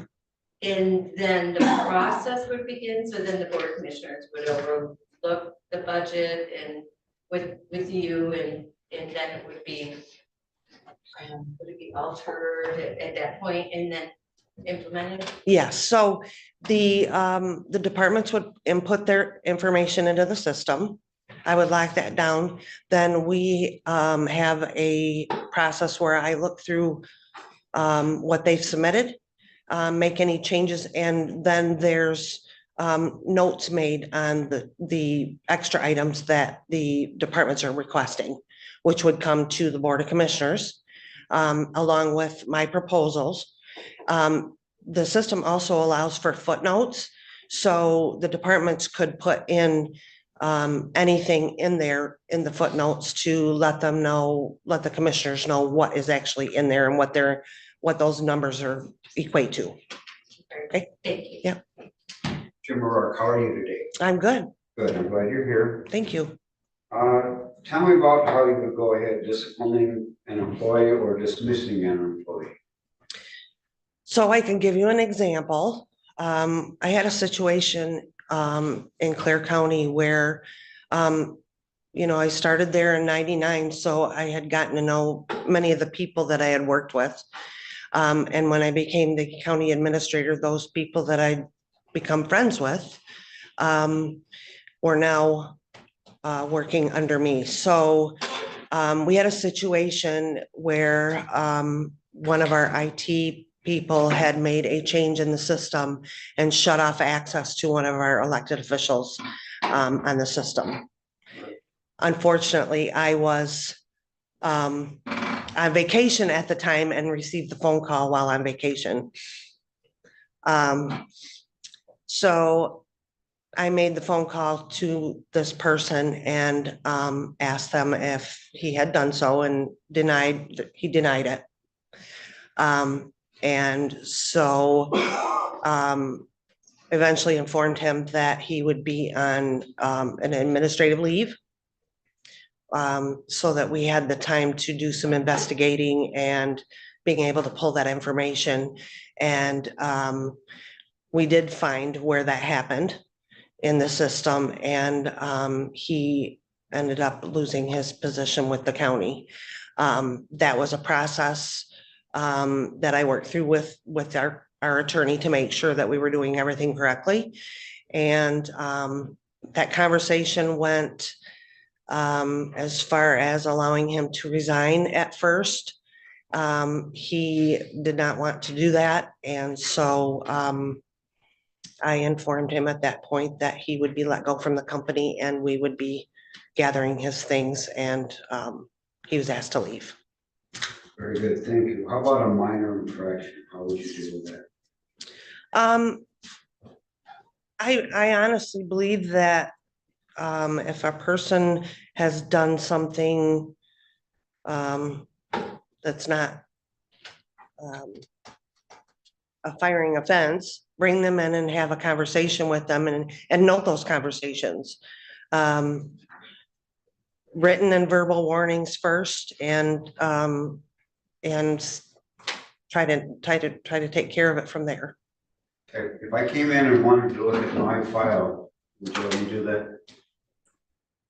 You said you would keep the file or no? Yes. If I came in and I want to see, Tracy, I want to see my file, can I do that? Yes, you have the right to see your file. Okay, thank you. Yes. Tracy, my name is Gwen. Hi, Gwen. Welcome. Thank you. So Oceana. Oceana, we are, you know where Ludington is? Thank you. We're right below. We're right on the edge, Thank you. right by Lake Michigan. Thank you. Yes. So county government is unique. Very much You so. will be working with elected officials, Mhm. reporting to us, and managing some department heads. So you've got complex relationships going on. Yeah. What kind of relationship would you work to establish with the other elected officials that you work with? And how would you resolve potential conflicts with them and within that group? Well, first of all, I think that it's very important to work together with your elected officials. We all have a job to do here, and that I think that's very important. So like I stated, talking about board packets and those types of things, that would be in conjunction with the county clerk, talking through things that are being brought to the Board of Commissioners. I know that she has been here for a very long time, and those discussions and avenues that we can, you know, help to understand how things have been done here in the past, and keeping those open lines of communication. So I think it's very important to keep that open so you can establish that respect. Tracy, my name is Kama, and my role is to find out a little bit more about your management style. So my question for you is if you would please define integrity, and in terms of ethics, what standards are you unwilling to compromise in your leadership role? Integrity, to me, that is honesty and respect. The respect that we give to others and to the people that we work with, allowing them to speak and making sure that we're listening to what they're saying. Honesty, being open and honest about our conversations and the information that we're providing, so that you as the board can come to sound decisions. And then that honesty and respect, working with the elected officials and the department heads as well. And is there any ethics that come to mind that you've been challenged with compromising in your role as a county administrator? You mean other people to me? Well, just the idea of. The honesty issue is part of it, yes. Thank you for being here. Doug Rexroth. The position that you're applying for is a new position here, crafted as a combination of administrator and CFO. Okay. Can you tell us what you would perceive to be the primary duties of each of those dual roles, and how would you balance the execution of those two roles? So the way that you're looking to set these up is the way that I'm accustomed to, because we did it in Clare County and I'm doing that now. My position has the accounts payable and payroll, and we have HR. And so it works very well. The process does. And we work in conjunction with the county clerk's office and the treasurer's office, also when it comes to, because they're signing the checks. So they're reviewing the check registries and making sure that policies are being followed, along with me. That's part of my position, making sure that we're following the processes and the way that those things need to be processed. So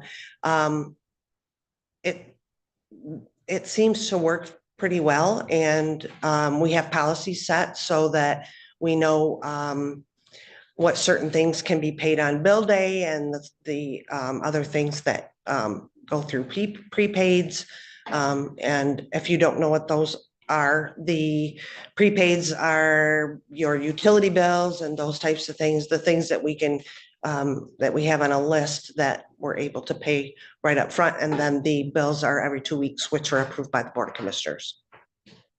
And so the balance between that and administration, So the administration is the board packets, keeping the board apprised of the things that are going on.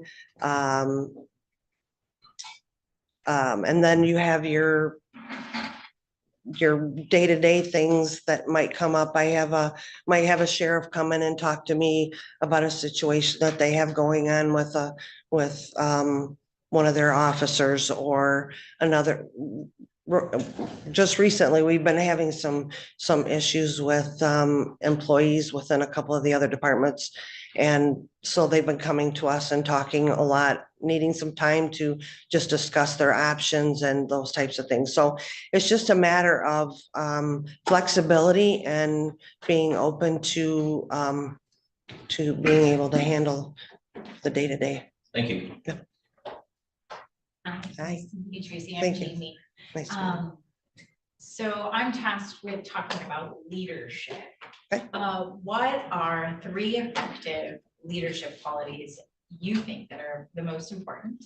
And then there's a second part to this question, which is how have you demonstrated these qualities in your past or current position?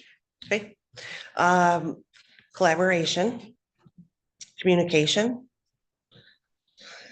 Well,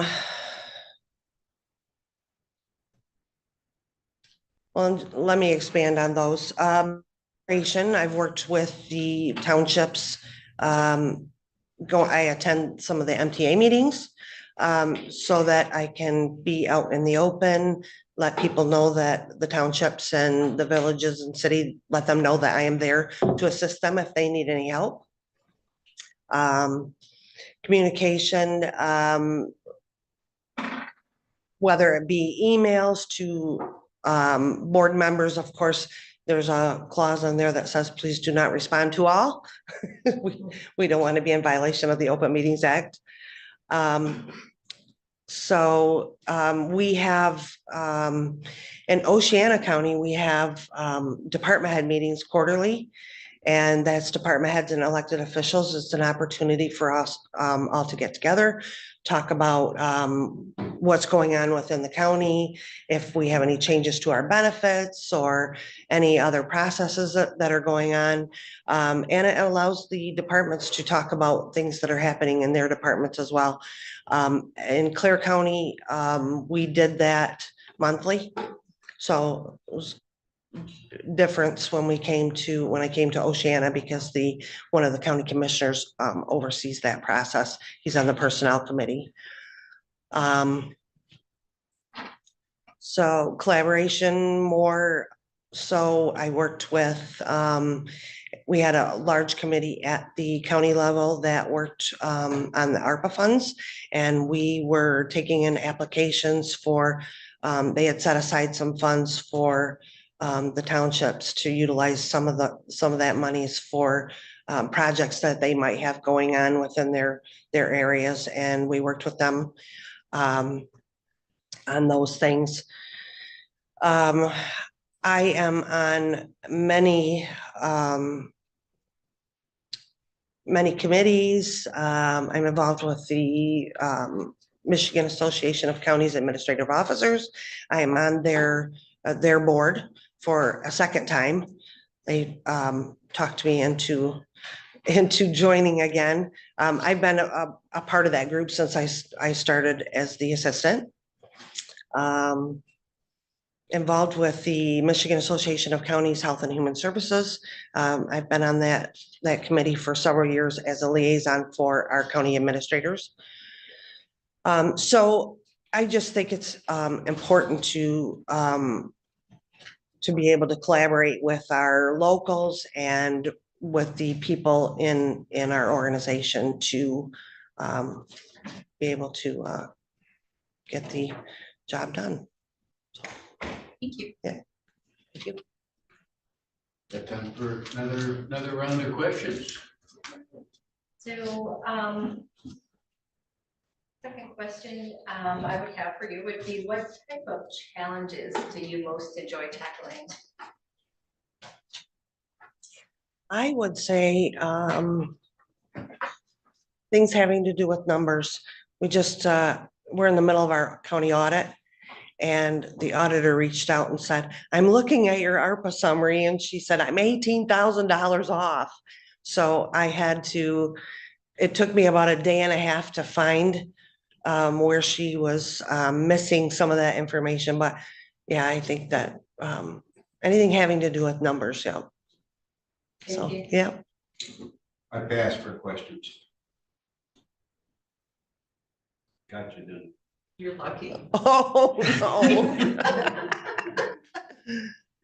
no. What would be your approach to establishing and maintaining a good working relationship with us? With the county board. I think that keeping you informed of a lot of what's going on. Or if you don't want to hear everything, that would be my question to you. I would want to know, what do you expect of me as your employee? What do you want to see from me? What do you not want to see? What do you not want to hear about? What would you like to hear more about? So that would be my first step, is establishing those boundaries and seeing what exactly you're looking for. Okay, thank you. Yep. Great, my follow-up question is, if we were going to go down to Oceana County today or Blair County and talk to some of your current or former employees, would they say you are approachable, or what would they tell us about you as their administrator? Well, first of all, I want to tell you that I have an amazing staff. They are wonderful. And I think that if you talk to any of them, they would say I'm approachable. My door is always open.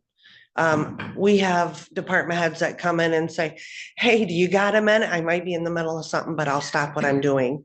Or I'll say, hold on just a second, just let me finish typing this out and I'll get to you. So yeah, my door is always open. I have commissioners telling me that I'm too available. I am available 24/7. I have my phone is on. If I get a message from a commissioner or an employee after hours, I will answer. And I have a commissioner that keeps telling me, you need to stop doing that. You need time away. You need to take a step back and have your own time. But I can't help myself. So, in this role as administrator, CFO, can you give us some detail on your experience with budget development, financial management, and your understanding of Michigan accounting principles and law? Okay, so I talked a little bit about the budget process. So like I said, the department heads turn in their budgets. I go through those along with my staff, because we have an HR fiscal officer and that's an assistant within the office. We prepare all of the documents, including a copy of the budget. There will be a list of all the extra items that the departments are looking for. And those are all presented to the county board to review. And then the board makes decisions on what they want kept in, what they want taken out. I said that the departments prepare their own budgets. That is all the information that's in there is excluding the wages and any benefits. Those are done by my department because our HR takes care of all of that. She puts that information in there.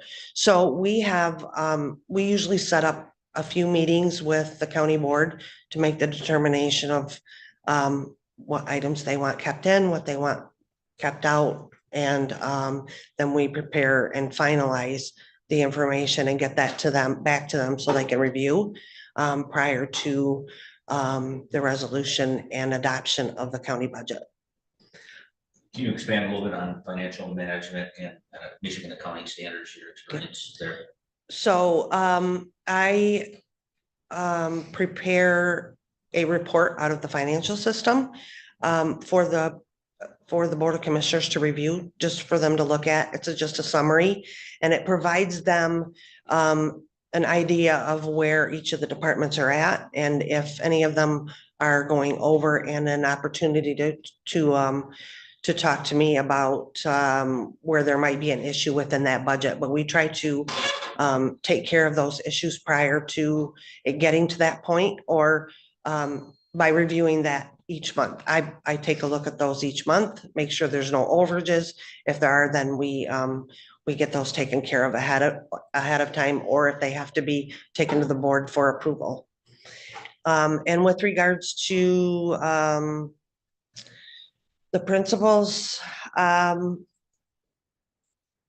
have worked closely with the auditors over the years, and try to keep on top of the Gatsby rules and the different things that come down through audits and making those changes. So it's become a part of the job. Thank you. I guess Yeah. one quick follow-up. How much responsibility do you place on department heads for managing their own budget? Well, when I go through the budgets and we find any overages, we like to point that out to them so that we can get that taken care of.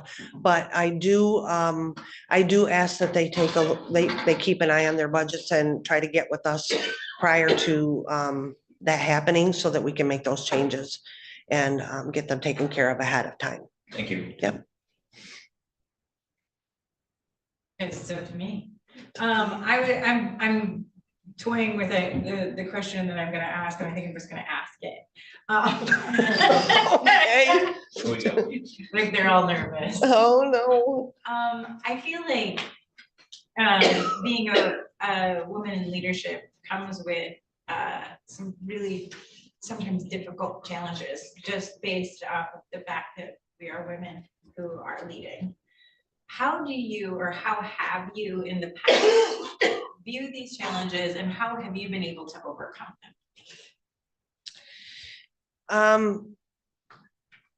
In the past 25 years, I've had situations that have come about, and a lot of times turn and walk away. It's best just not to say anything. So, but I found that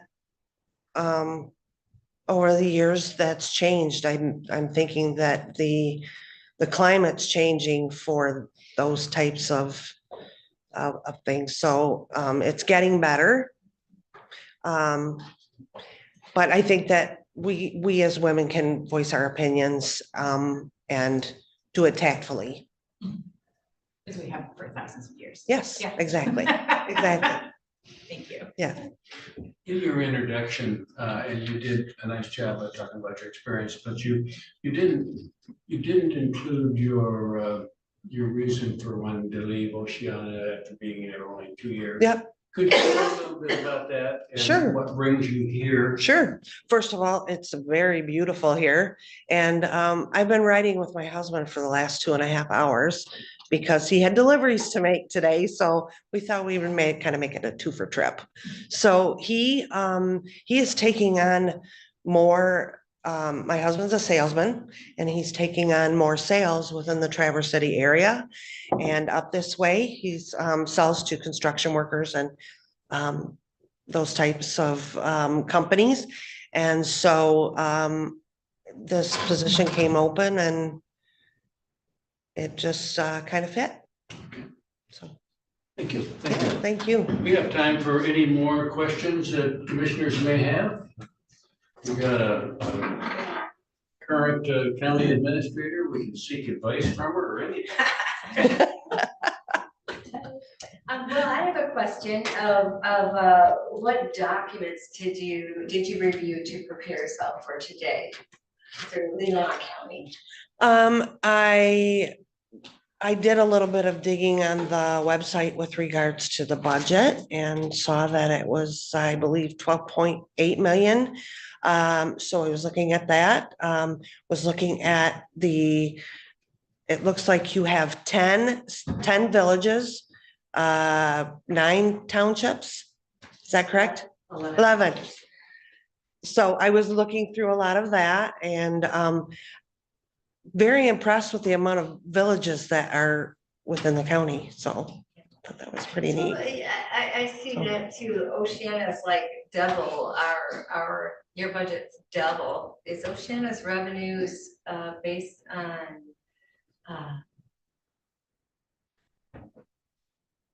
Our entire budget might be double that, but the general fund itself is about the same range. Yeah.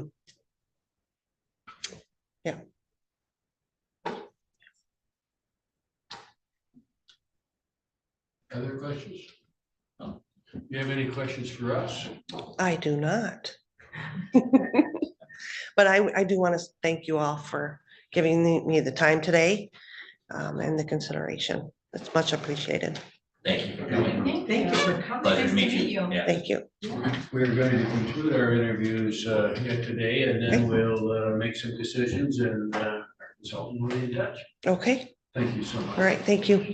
Thank you. Nice to meet you. Nice to meet you all. Enjoy the rest of your day. Yeah, I'm gonna probably go home here in a bit and spend some time with the dogs. I don't get to see them all the time, so. We will take a recess until Thank you. All right, well, Biz, thank you, Tracy. All right, thank you so much.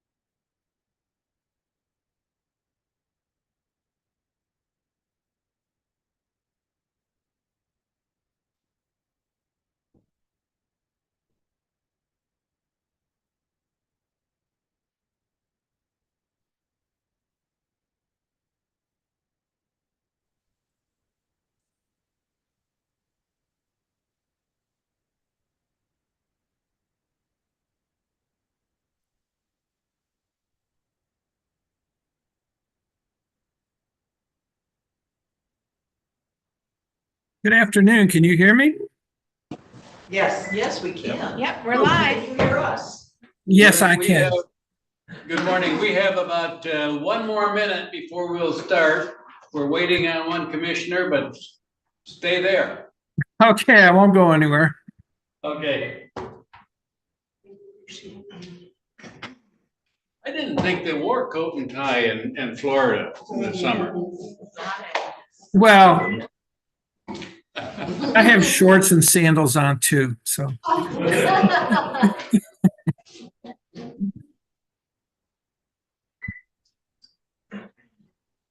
Are we ready, Michelle? Call this session back into session, and we have with us for this interview, Mr. Robert Reinschattel. Am I pronouncing that right, Reinschattel? Ryan Shuttle, yes, sir. And we thank you for your interest and glad you're with us today, even if it's by Zoom. We have a number of questions we're going to be asking you, but first, I am Ty Wessel. I'm chair of the board. Have 6 other commissioners here. They all have some questions they're going to ask you. We would like you to start today, though, by just giving us a snapshot of your experience, your interest, your background, and then conclude by your ideas on your role as administrator, chief financial officer. Yeah, yes, sir. Good afternoon. I'm a Michigan native. I'll start there. I grew up in Grand Rapids, and I went to college in Grand Rapids, and I went to graduate school in Grand Rapids. I worked in well, I went to graduate school in Western Michigan, actually, but I worked in the Michigan Senate for about 5 years with the Senate Majority Leader. I've had a number of interesting positions with national associations of state officials. I've run the Southern Governors Association, the National Association of Secretaries of State. I've been the Washington, D.C. director for the Texas governor, for 2 Texas governors, actually. And I have, I come from a public service background, I think. I more than anything. I can go through my resume, but I'm sure you have my resume. And let me tell you my interest. My interest is in all the positions that I've held. The last one, I'm doing some consulting and lobbying work in Florida right now. But the last position that I really held was Deputy County Administrator for Manatee County. Manatee County is a really pretty good sized county. It's about 425,000 people, has about 2,200 employees. I was essentially chief of staff in that capacity, and the work that I did just kept me so busy, but I felt very rewarded by it. I felt like of all the things that I've done, local government is where it's at. It's where the rubber meets the road. It's where people pay attention to what you're doing. And I think it's an important function. This position allows me the opportunity to return home to Michigan, and to use some of the skills that I've acquired, I think, over the years. Skills in finance, which I'm happy to go into in detail if you'd like. Skills in management, skills in budgeting, and right down the line, legislative skills. Working with boards. I think there's a lot of things in my background that pull together and make me a very good fit for this job. If you'd like, I can go into why I think I'm a good fit for this job. But, Yeah, it'd be fine. We can. okay, I think I'm a good fit because, first of all, it combines the administrative position of being the county administrator with the fiscal piece. And I think that the fiscal piece is such an important piece. Here's the background that I bring to that. Having worked in, generally, one of my first jobs was to, as I mentioned, work in the Michigan Senate. I worked extensively with the appropriation process there. I worked for the governor of Florida for about 7 years in the budget office. I developed budget, proposed budget, defended budget, managed budgets. I pretty much I don't sound like a budget nerd, but I understand that process well. And I think I can bring that expertise to you. With an association that I worked for a number of years, more than a decade, the Florida Association of Community Health Centers, I was hired into that job because not only for the ability to serve as chief operating officer, but it was a smaller organization which we grew over the years, over the 13, 14 years that I was there. And the expectation of me was that I would not only serve in that capacity, but I would handle all the finances and fiscal aspects of that organization, which was a $2 million budget. And that was not hard. I mean, it was a fairly small amount, but it was something that was integral to my responsibilities in my job, and I enjoyed. So, as a deputy county administrator, I was heavily involved in the budget process there. But more specifically, excuse me, probably talking too much, but more specifically there, I managed a department, and it was a fairly large department. We had about 400 people, and it was the Department of Public Safety. We handled emergency management, beach patrol, code enforcement, 911, all the ambulance service, everything right down the line. And for that department, I mean, I was heavily involved as deputy county administrator, the budget generally, and the budget process generally, in putting that together. But I was also specifically responsible for this department, which is about a $47 million budget or so, as I recall. And again, that involved the development of the budget and to propose and defend that budget before the commission and the public, and to manage that budget. It was my responsibility as well. So, so I bring a lot of that background, and I think, from what I understand, that you're combining these two functions, which I think is probably a good idea. I think it's probably a wise move, but I think that I incorporate both skills as the administrator and the fiscal piece and bring it to this position. And that's why I think, certainly why it interests me. And it's why I think that, I hope you're interested in me as well. So. Well, thank you very much. And we're going to start at this end with Commissioner Kramer, and she's going to ask you a question, and then we'll go right down the row, and each commissioner will let you know who they are and introduce themselves, and then we'll learn about you. Thank you very much.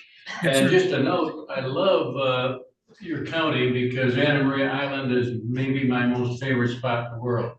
Oh, it's beautiful. Yeah, absolutely. Second most, right? Yeah. Although I will say there's nowhere anyone would rather be than where you are in the summertime at least. So I agree. The winters are pretty nice too. Yeah. Commissioner Kramer. Hi, thank you, Robert, for being here. I'm tasked with asking the questions about leadership. So what we'd like to know is for you to describe the methods that you would use to effectively relate and work with elected officials and key leaders in other units of government in Leelanau County and Northern Michigan. Please provide us with an example of where you built collaborative partnerships. Okay. I think that, I find that building personal relationships with people is the most effective way to go about, dealing in any organization. And I think if you spoke to some commissioners down there, former commissioners, would probably be more open to speaking. And they would say that I built up a good relationship with them. I think you asked about a leadership style and management style. I think are similar, at least. And I think how I go about that is as a collaborator. I like to bring people together. I think it's important to get their input on decisions and hear them out before a final decision is made. I think that it's important to I don't know if you're asking how I manage a little bit in that question as well, but I can answer that as well. I think it's important to set clear goals for people, and but one of the things that I did was, as deputy county administrator, was to interact with a lot of outside groups and organizations. I think it was important. I think you become not the face of the county, but a recognized person as a go-to person that can get things done. And I think it's important to reach. I worked extensively with the Chamber of Commerce in Manatee and other organizations there. I'm not, I think there was another part to your question I'm trying to get back to. But Just the collaborative partnerships. So any partnerships maybe that you built outside of the county, whether it's, yes, I think, again, I think that through the work that I did, with homeless coalitions and with Red Cross and other organizations. I mean, there's just a litany of organizations that I worked with that dealt with county business and county government, and I had a good relationship, I think, with most or all of them. I hope that addresses your question. Yeah, we're good. Thanks, Robert. Appreciate it. Good afternoon, Robert. Thanks for joining us. Doug Rexroth. I assume you've done some homework on the county and it's looked into our history and situation a bit. So based on that, I'd like to ask you, this new structure this is a new structure for us, the county administrator / CFO. I'd like your beliefs on what you perceive and specifically your role would be in this county. What are the primary duties of a chief financial officer and administrator, a combination each, and how we balance those duties here in Leelanau County?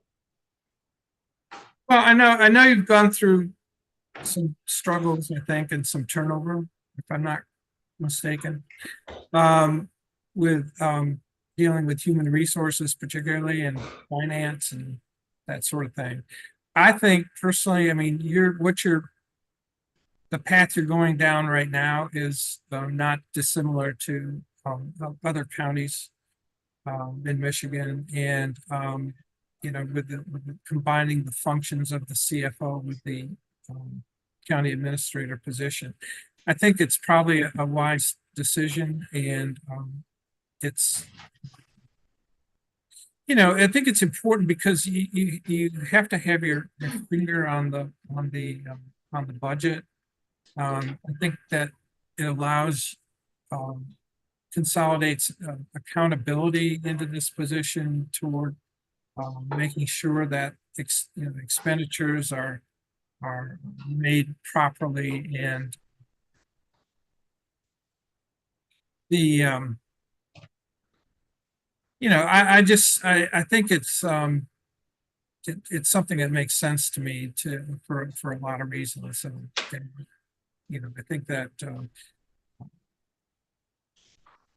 the role of the CFO is critical. I still think there's a finance officer, if I'm not mistaken. Is that correct? Correct. Yeah, yeah. So that, that person could be there to be relied on with their expertise as well. So, I think that the budget development is one of the critical things that the county certainly does and votes on. I think putting that budget together and rolling it out to the commission, putting it before the commission, having them, either voted up or down is critical. And I think that there's so many aspects of the CFO that makes sense to have it combined with the administrator. So. Thank you. Good afternoon, Robert. My name is Kim Ross. I'm a new county commissioner, and I thank you for interviewing with us today. I'd like to ask you a question again, going back to your management style. And so my question is, would you please provide us with a definition of integrity, your definition of integrity? And in terms of ethics, what standards are you unwilling to compromise in your leadership role? Well, I think those things, thank you for that question. I think that ethics are critical, and it's frankly, I'd like to bring it up, but it is one of the reasons that I left Manatee County. There were some things that were going on there that I felt were unethical and should not happen. There were a lot of decisions that were being made by in that particular county, developers that had extraordinary influence. I think having standards and ethics is something that I've always operated with, and there are lines that I will not cross. And I think that it's just not a way to run government. It's just not a way that people expect you to have a high standard and a high bar. And I think it's important to do that. So, my own personal standards and ethics are pretty high, and I can certainly bring that to the position. And how do you communicate that to your fellow county, the people in this county government? I mean, how you have to live it. I think you have to set by your own example that you have, and how you operate and how you interact with them, that you have high standards and high ethics, and have the same expectations of them. I can't imagine, people would want to be in a place or work in a place that doesn't have that. I think it's critical. But I think it goes back to management style and how you operate, how you set out your goals and define the roles of the people that you work with, realistic goals and clear goals, and have them understand that anything less than, operating with integrity is certainly not acceptable. Thank you. Robert, my name is Gwen Allgaier. Nice to meet you. Good to meet you. As you know, county government is a unique form of government. The Board of Commissioners and other elected officials like the clerk, the sheriff, the treasurer, the register of deeds, etc., are co-employers. And there can be conflicts between elected officials. What type of relationship would you like to establish with the elected officials whom you would be working with? And how would you resolve potential conflicts? Well, there was plenty of that where I worked previously, and I think you have to have an open door. I think you have to establish it from the get-go that you want to have a good relationship, that you're open to exchange of ideas, that you have certain expectations, but you're willing to look at all sides of an issue. How do you resolve a conflict?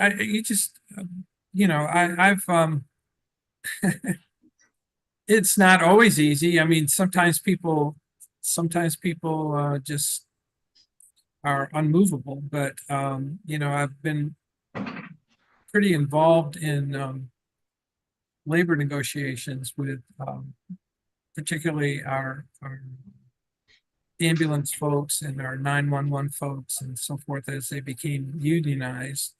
And so I'm very skilled, I think, from that experience of sitting down at the table and working things out. I think that you have to be willing to compromise sometimes, but it's certainly worth it in the end. And I just think you come in with a good attitude and a good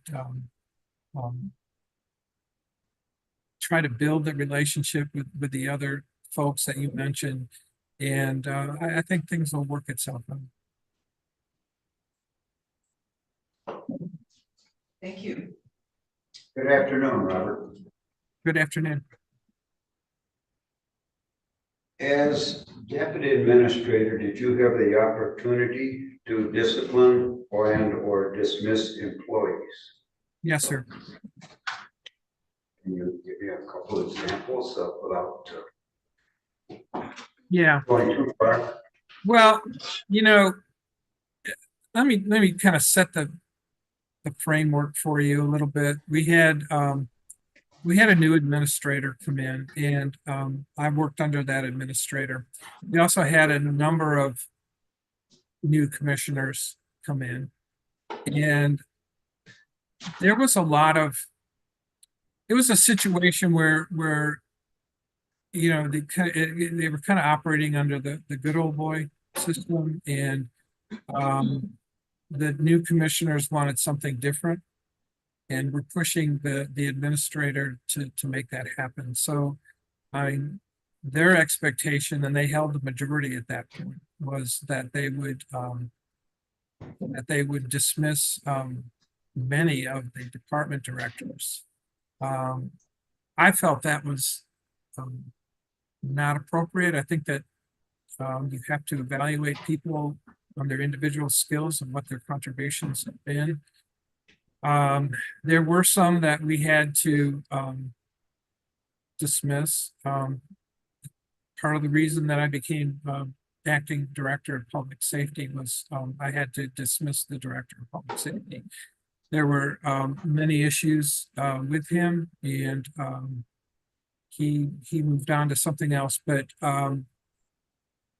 it's never an easy thing to do. I think that you have to sit down with people, tell them what your expectations are, tell them what your goals are, lay out these things in writing, put timelines associated with that. there for things to change or for things to be carried out. And when that doesn't happen, I think that, you give people that opportunity, but when it doesn't happen, I think you sometimes face no other choice. And so that's how I operated. There were others who dismissed summarily just based on commissioners wanted to see a change, and that's what the administrator did. But that's not the way I operate. And but I did have a couple situations like that I had to take some action. So basically dealing with the good old boy syndrome, it was a little difficult at first. It was a situation where the department directors were very powerful, and the previous county administrator just kind of let them do their thing. They kind of let them do what they always did. And one of the worst things that I can hear in coming in and being in this kind of position is, well, we always did it that way. We've always done it that way. And sometimes that's right. Sometimes that is the right way. But that you need to look at how things are done, and maybe there's a better way. Maybe there's a maybe you can approach things differently. There's certainly pressure from the department directors in one direction, and there was pressure from the commissioners in another direction. So it was a no-win situation, but I would never personally summarily just dismiss someone without looking at the whole picture, looking at them and their contributions and their knowledge. There were people that I know that they wanted to get rid of, but they felt like they knew a lot and was a valuable resource to the county, and fortunately they stayed. But I think it's all an individual decision. I think you have to evaluate each case in that manner. So. Thank you. Hello, I'm Commissioner Lavner down here on the end. Yes, ma'am. Thank you for joining us today. Thank I was you. wondering if you would, yes, you're welcome. I was wondering if you would share with us one or two professional accomplishments that you're most proud of. Well, this won't help you much, but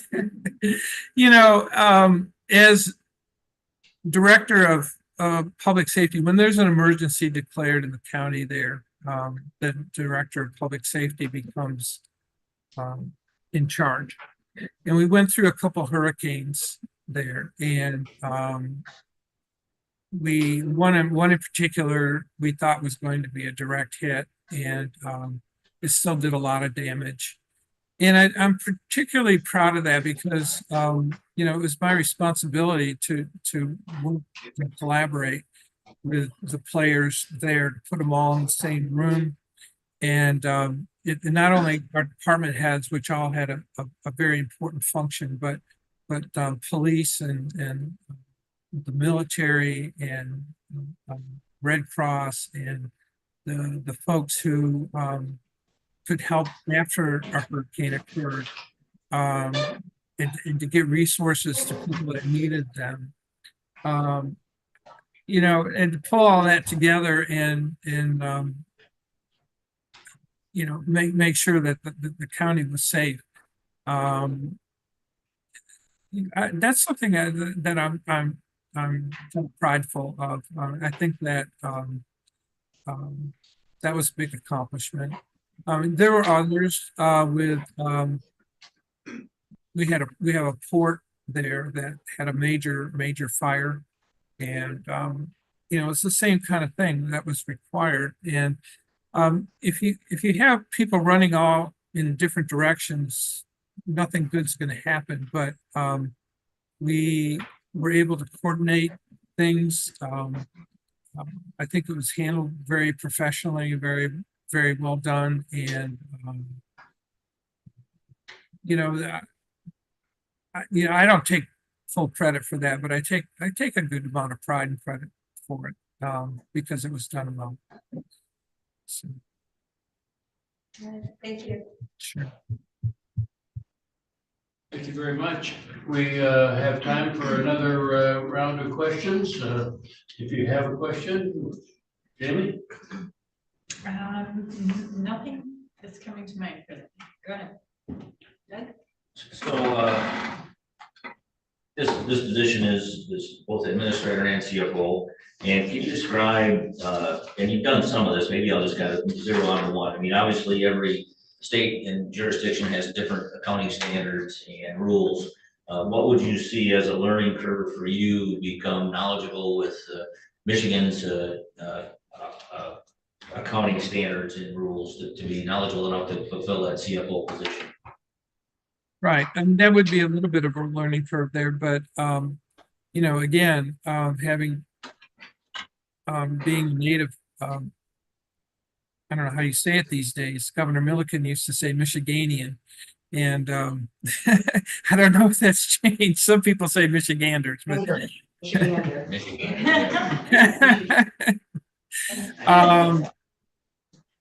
yeah, kind of lost my thought there.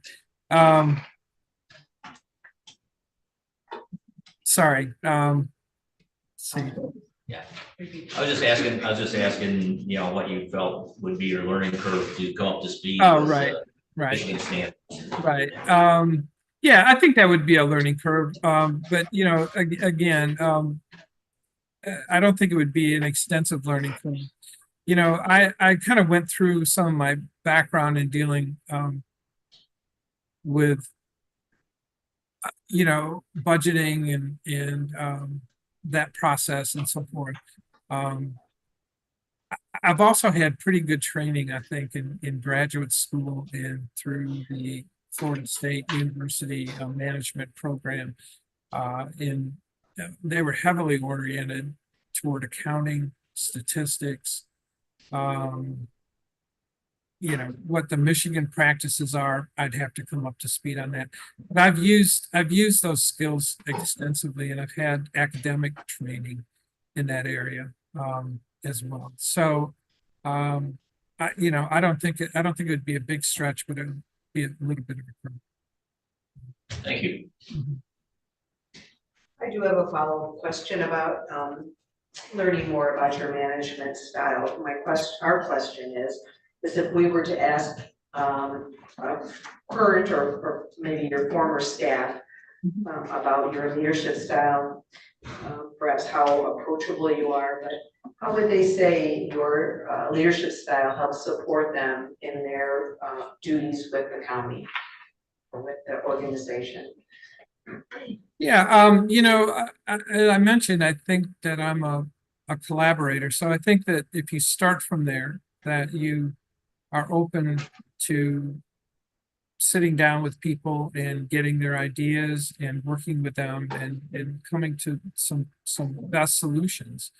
I think I'm a pretty good communicator with people, and I have pretty good writing skills as well. So I think that what you would find they would say is that, I was pretty good at, again, defining realistic goals and setting them out for people. I think that if they don't understand their role in the organization and how it fits into the bigger picture, that they're going to get lost. And I think that, I try to be very clear with people on that front. I think you need to define their rules. I think you need to get into that with folks, particularly your department heads and so forth. I think you need to be a good communicator. I think you need to communicate what you're after effectively, what the goals are, how you intend to get there, and what the expectations are of people. So, I think if you have those elements there, you'll be successful. I think I'm a problem solver, and I like to work with people that are problem solvers. And I think that, if you find enough of them, that you can get a lot done. So, Great, thank you. mhm.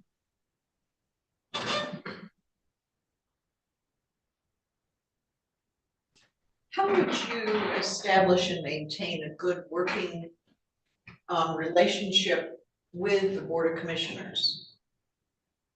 And what are some examples?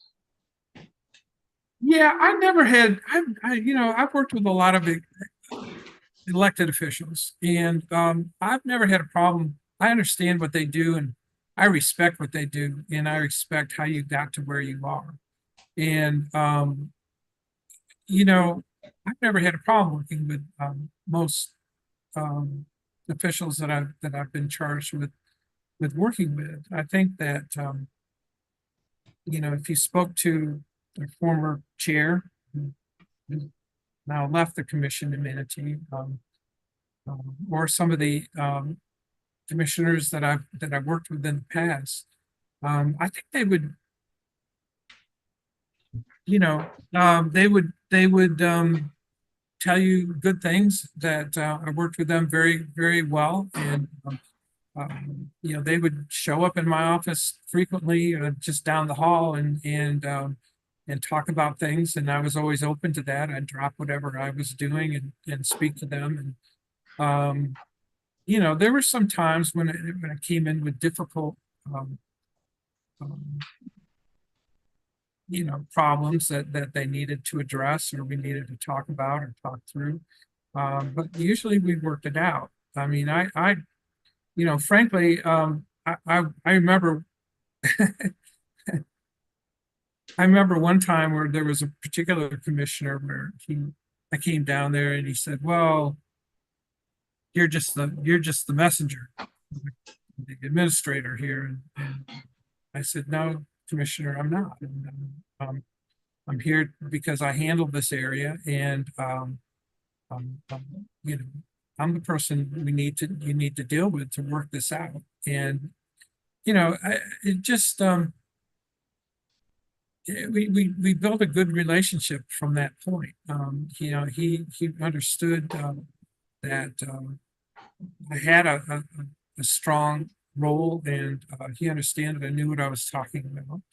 And we just built from that foundation. But most, we had an eclectic group of commissioners, frankly, and they different levels of education, different backgrounds, different a lot of things. But I still did not have a problem, particularly working with any of them. And I would certainly have that expectation with all of you if I came to Michigan. Thank you. I guess I really don't have any questions. Just crossed my mind that why would someone leave 3 months in Florida to come up here to fight the snowbanks and shovel the driveways? As I mentioned, Michigan's my home. I grew up there, and I have a lot of family there. And I know you live in a beautiful part of the state, and I know that there's a lot of I think there's a lot of good that I can do in this role, and it's attractive to me. Frankly, if it were Minnesota or Wisconsin, I wouldn't be interested, but because you are who you are, I am. That it has a lot of appeal to me. So. Thank you very much, sir. My final question would be, what type of challenges do you most enjoy taking on? Things that people think are nearly impossible. I think that we had some big challenges in some of the positions that I've held, particularly the last one. Things that that I never thought that I would be dealing with, but it turned out that it was a pretty interesting challenge. I mean, things as seemingly mundane as, the contract with the garbage haulers comes up every 10 years. And it just so happened that it came up in that cycle, that we had to renegotiate that whole contract with them. And there was a lot of competition with different providers, and it was a challenge. Going through the whole COVID thing was a challenge.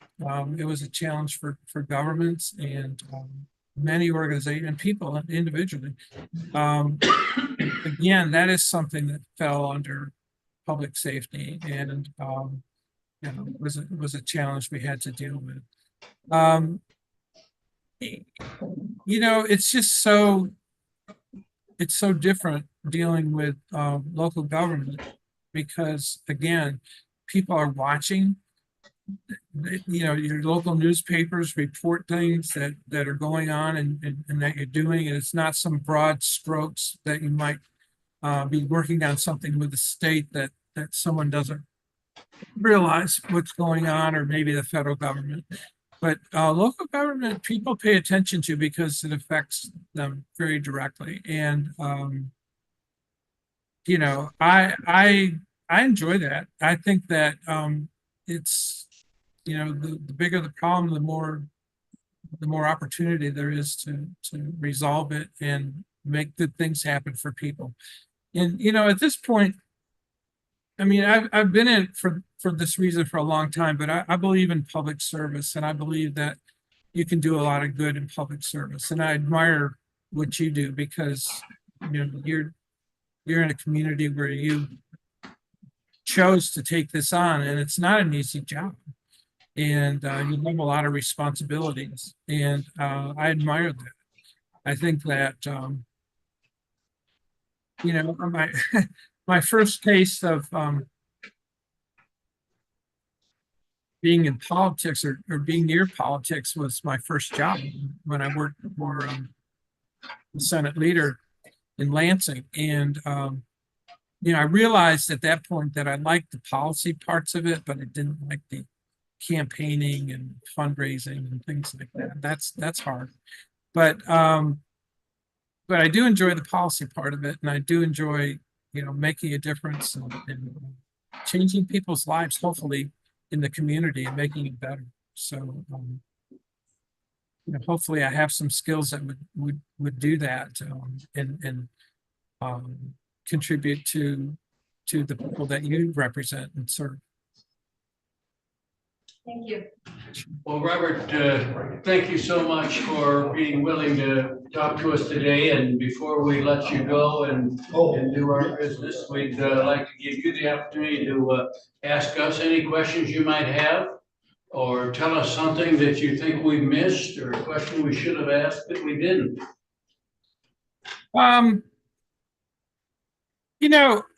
know every community has their priority issues, and I certainly learned what they were very quickly in Florida. But I think yours are probably, because of the part of the state that you're in and the community that you live in and the people that you serve, they're probably different. So and maybe some of them are still the same, but I'd like to ask what your priorities are. There's some of your priorities, things that you've worked on that you'd like to see follow through happen. Or I know, I believe it was you, Mr. Chairman, that had worked a pretty great deal on broadband and things like that. And those are important things. Those are important things in people's lives. So if I'd just like to get a feel of maybe what you think your top issues might be that you'd like to have somebody come in and work on and make happen. I would open that up to anybody to share with Robert. Let's develop a list as we go down the road. Do I just- Sorry. Oh, Yeah. Do you want to we definitely are having, I think, issues. Well, some of them have been internal, and really kind of how these different departments mesh with elected officials and vice versa. So I think definitely, really, like, as an administrator, or actually as a commissioner, I've proposed several different times that we look into really finding out how these systems function within one another, and find the parts that are conflicting and or having just can't think of the word, just kind of rubbing against each other the wrong way, and really just delving into, you know, what that looks like, because I think it's really important moving forward, and just for morale and cohesiveness among the county in general. Okay. I would say my goal is to provide the most effective required services to our citizens at the least possible cost. And I will probably chime in that I'm on the exact opposite. I want to see people of this county heard, and their concerns expressed through local efforts to make life better for all in Leelanau County. So, yeah, the environment, sustainability, energy, just looking at a healthier future for all is really important to me and the people I represent. Yeah, I agree.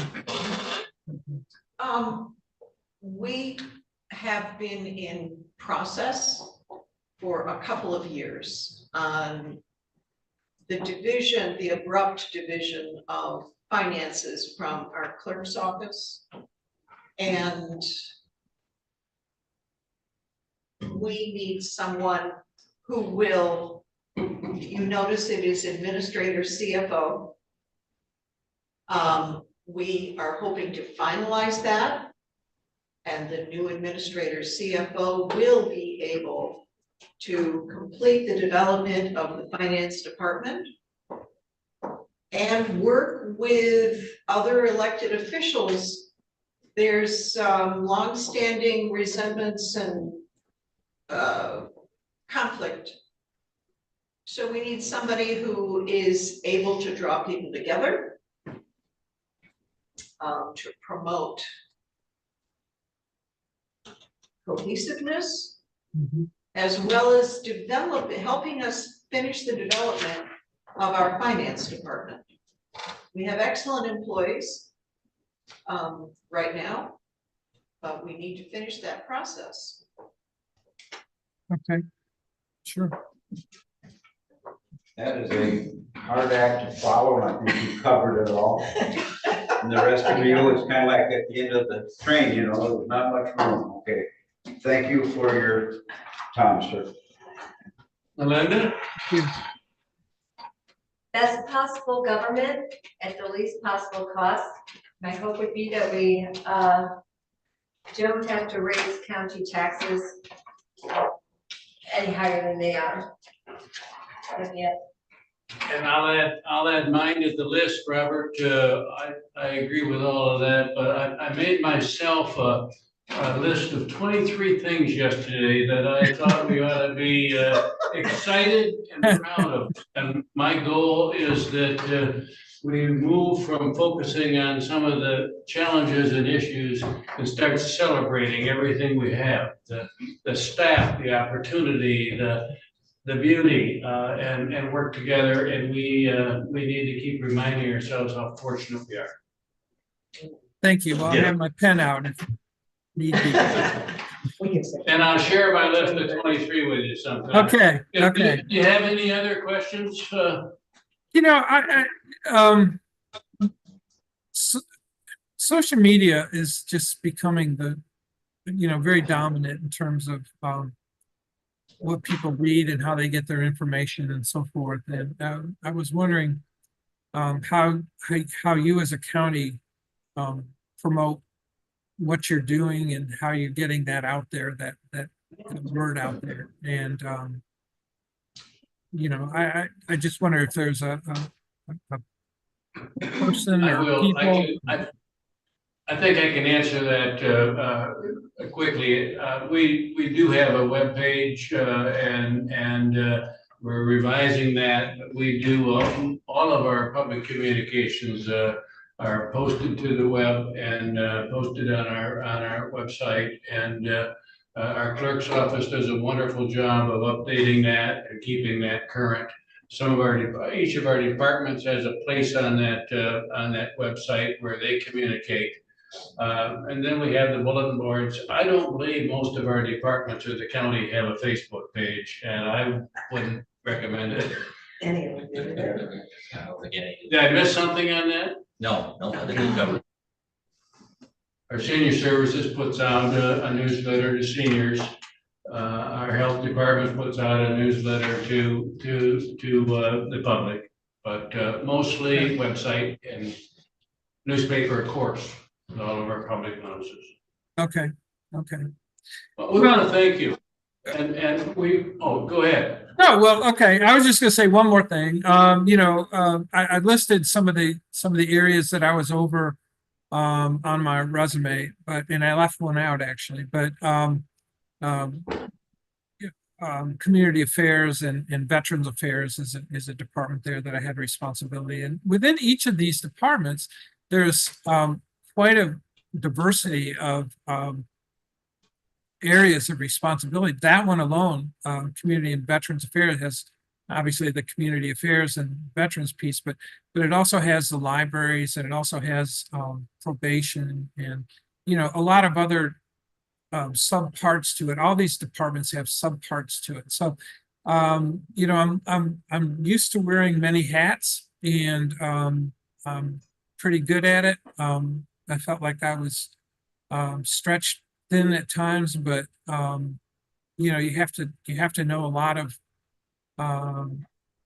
a little about a lot of things, I think, or a lot about a lot of things, maybe, in working in this capacity in this job. And I think that that's an exciting part of it to me. I would certainly be happy to take on that challenge. And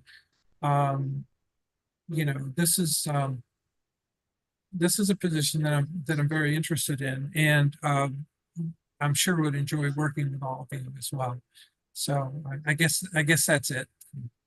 Thank you very much. And this concludes our first round of interviews, and we're going to be meeting a little bit later today to have some discussion and make some decisions, and we will be in touch. And we thank you for your interest. Well, thank all of you. Appreciate it. Good to know you a little bit and hear from you. And I appreciate being considered. Thank you. Thank you. Thank you. Nice to meet you. Before we dismiss for and we can talk about how much time we need, the clerk and the consultant and the clerk need 15 minutes or so to compile our checklist. We could take a very short break and use the vending machine downstairs. Or if you insist, we can take a half-hour break. I have a hard 2 o'clock meeting that I have to be at. And I say we don't. I'm close to that, so I will go for the short break and. Short break. Yeah, What and is I the need a vending couple, more evaluation forms. Need some more? The vending machine is like candy, right? It's all And crunch. peanuts and Beef jerky. There's beef jerky. yeah. So we could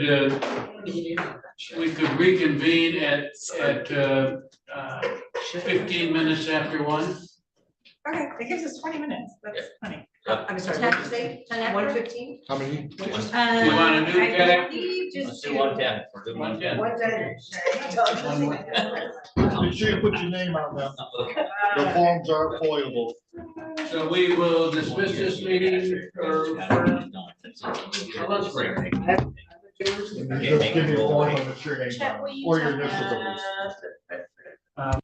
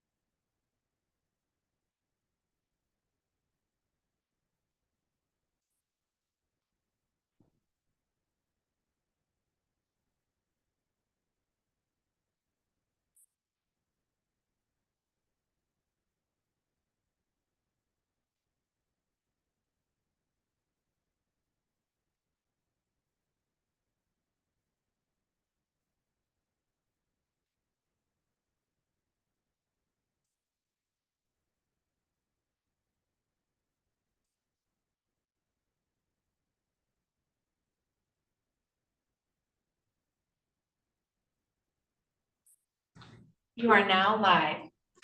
Reconvene, and we have with us Mr. Janet, who's going to lead us in a discussion. All right, before I start, I just want to remind you, this is just a straw vote, just to get dialogue started. So it doesn't mean these are the votes that is gonna pan out. And just because someone gets the most votes does not mean they're the leading candidate, because this is just to get dialogue started. So Michelle and I did it two ways. Thank you for your feedback here.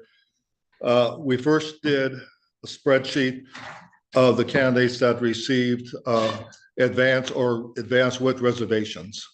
And then we did a separate one just on advance. And I'll give those results and then you can have a dialogue on how you wish to proceed. So if you go with advance and advance with reservation combined, Mr. Justin got 7 commissioners. That means each of you listed him as either advance or advance with reservations.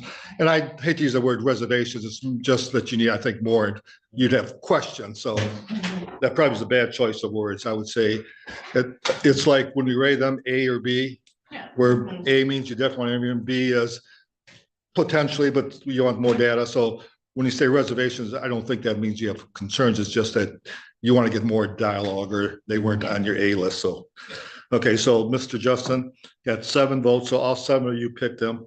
And Mr. Kiesel got 3. Mr. Belcher got 4.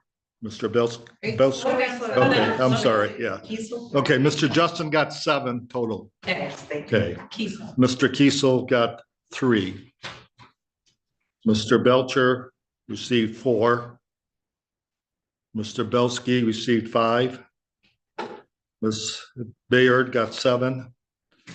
Mr. Reinschulte got 6. So that's combined advance or advance with reservation. All right, everyone got those? Okay, Bert, wait, Yep. Bert, it was Baird, right? BR. B, Yeah. BR, yeah, Anna Nelson? did not get any. And then. And Tracy is fine. Yeah, here, I'll go over one more time, because I know, okay, these are people that got advance and advanced reservation combined. Justin, 7. Kiesel, 3. Belcher, 4. Belsky, 5. Bayard or Oliver Bart got 7. Ron Schulte got 6. All right. Now, if you go just with advanced, right? This is just advanced. So this is only people that got the check off as advanced. Mr. Justin received 5. Mr. Kiesel got 1. Mr. Belcher got 4. Mr. Belsky got 4. Ms. Bayard got 4. And Mr. Reinschulte got 3. That's what I needed. So this is just a straw vote. I would like to say that when I evaluated people, there were people here that I really liked. But we stated that what we were looking for was someone with both administration and CFO finance skills. So while and so I used that as my criteria. There were people here who had great potential as administrators.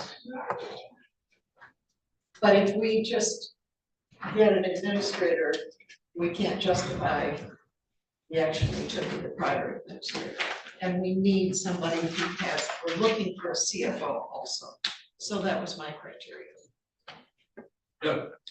So following up on that, and I kind of adjusted my thinking as I listened to the candidates and thought about the position. So first off, that administrator / CFO, this is just this commissioner's vision of that. I don't view that CFO portion as like full expertise in day-to-day things. I view that part as a vision to help us move this finance department forward and also move forward the Riemann recommendation. Someone who's more of a visionary, and we already have. Kathy does an excellent job of the doing, and then having had been in a position myself where we've changed accounting systems 2 times in my organization. There's a technical aspect to that, but it becomes a big people aspect. There's almost more managing the people during that process than the technical part of it, because it's a hard thing. And I think we've agreed we're gonna have to move that way. So in my head, I lean more toward this financial, like, vision type person who can oversee it. And I think it's kind of, it's hard to be an administrator that's not responsible financially to begin with. You can't just execute and not care what it costs. And you can't have someone who only cares what it costs. I mean, those things are, but I looked at our needs, and so when I looked at that, I ended up supporting someone who maybe had less financial experience than like full expertise, but that I thought would have vision and people skills enough to move this transition forward. So it's a combination. It certainly has a CFO portion, but I guess in my head, I placed less than I initially thought, but a little bit less emphasis on full, like a financial guru. Hey, I mean, I look at this person, I have to have it know enough to know if the other people are doing it right and be responsible. And that's a level of skills that we didn't have when we were looking for, but not. So anyway, that's where I kind of landed on people. It's like, okay, that to get this done, you need some good people skills as well. So. Well, let me just share, because I've done searches, and the old saying, if you know one administrator, you know one administrator, because everyone has different skills and background. Same thing with administrator / CFO. And I'll tell you, because I just finished 2 searches, Masaki and Kalkaska have the exact same title, administrator / CFO. The duties are completely opposite. In Kalkaska, the person coming in was expected to be the hands-on CFO, create the department, start from scratch, do everything. Masaki has a finance team. They want someone to oversee it and make the final recommendation. So even though both counties next to each other have the same title, they have two completely different expectations of what that job is and what the skills are needed for. And they found people that fit those skills. And I guess I'll just follow up, just for discussion's sakes, when I look at those lists and the people I meet, and this is just me, if I look at that second list, we thought we'd be down to 3, but there's 4 pretty top candidates that we most all agreed on. Mark, Kipling, Michael, and Tracy, and that would be your top 4, and I would be comfortable interviewing those top 4. Well, I was going to suggest that the majority of you listed 4 people. There's 4 candidates that the majority of you have selected that you want to interview, or at least have more dialogue with. I failed to give you one. Yes, we know. I don't think it'll change the votes, but. We thought maybe you just didn't. Okay. No. We were missing. Sorry, we should have said something. And it does not. Thought process of It will not change. I was, the 4, I would like to see Belsky calmed down after he got over the trauma of getting her so late. I thought So I'd the like same to see thing. him in a more relaxed. I thought he would give a much better interview, we'd see a much better who he was, that I think he was just too agitated from what he. That's what I wrote down, these 2 names. So, Yeah, it's pretty. what, Commissioner Kramer? We're live, I was just. Yeah. I want to make sure that it's in line. One of the things that I felt with that candidate in particular is coming from, thinking of my news background, from a larger market. There's this definite sense of maybe it's going to be a little too easy, which I don't want someone to underestimate the job. And I kind of got that feel from him, maybe that he would underestimate the position because of his background and where he was coming from. And that was a little off-putting to me. So, I mean, just from my discussion, would that mean you would ask further questions at the top, or you would replace him on this list with someone else, or you would not interview him for final at all? I mean, I think it would be interesting to find out, like you said, let him regroup and come back. That was one of my big takes from him personally. Like, I just want to make sure that whoever is here is not something that would be easier, or, something that we could skate by. There was a lot of little comments in his discussion that led me to that conclusion. But I think we can dig in a lot deeper on that second round, right, Yeah. those things, right, so, she was talking about, Belsky, I think, right? Yeah. He looked like he had just, I mean, he looked so nervous and upset because he can't, Oh, I yeah. felt for him. I did in too. that position. Speaking as one commissioner, I would support doing the 4. I had a hard time with this assignment because there were some people that I felt good about, but I didn't think would have the support of the board. So that causes me to Right. not want to bring them here. We gotta find somebody that 7 people have confidence in. Yeah, did And Belcher have 4? Yes. so I like the idea for, thinking, let's bring back 4, but let's not eliminate any. Except the one that didn't get any votes. Yeah, I mean, those 4 at the top, I think everyone's comfortable with them. I mean, Mr. He certainly has the bona fides. Yeah. But I was just less impressed with his, because again, that's me shifting to, it's gonna take a lot of people skills to get us where we gotta go. Yep. And it's a big part, so I just didn't get comfy with him in that manner. Yeah, I feel like there were a couple of candidates who looked really great in paper, and then like, it kind of fell flat for some of them. And it might be just be an off day, who knows, you know? I had the sense that he's a real pro. Oh. And he would know how to do it, but he's worked in much bigger jobs. Right.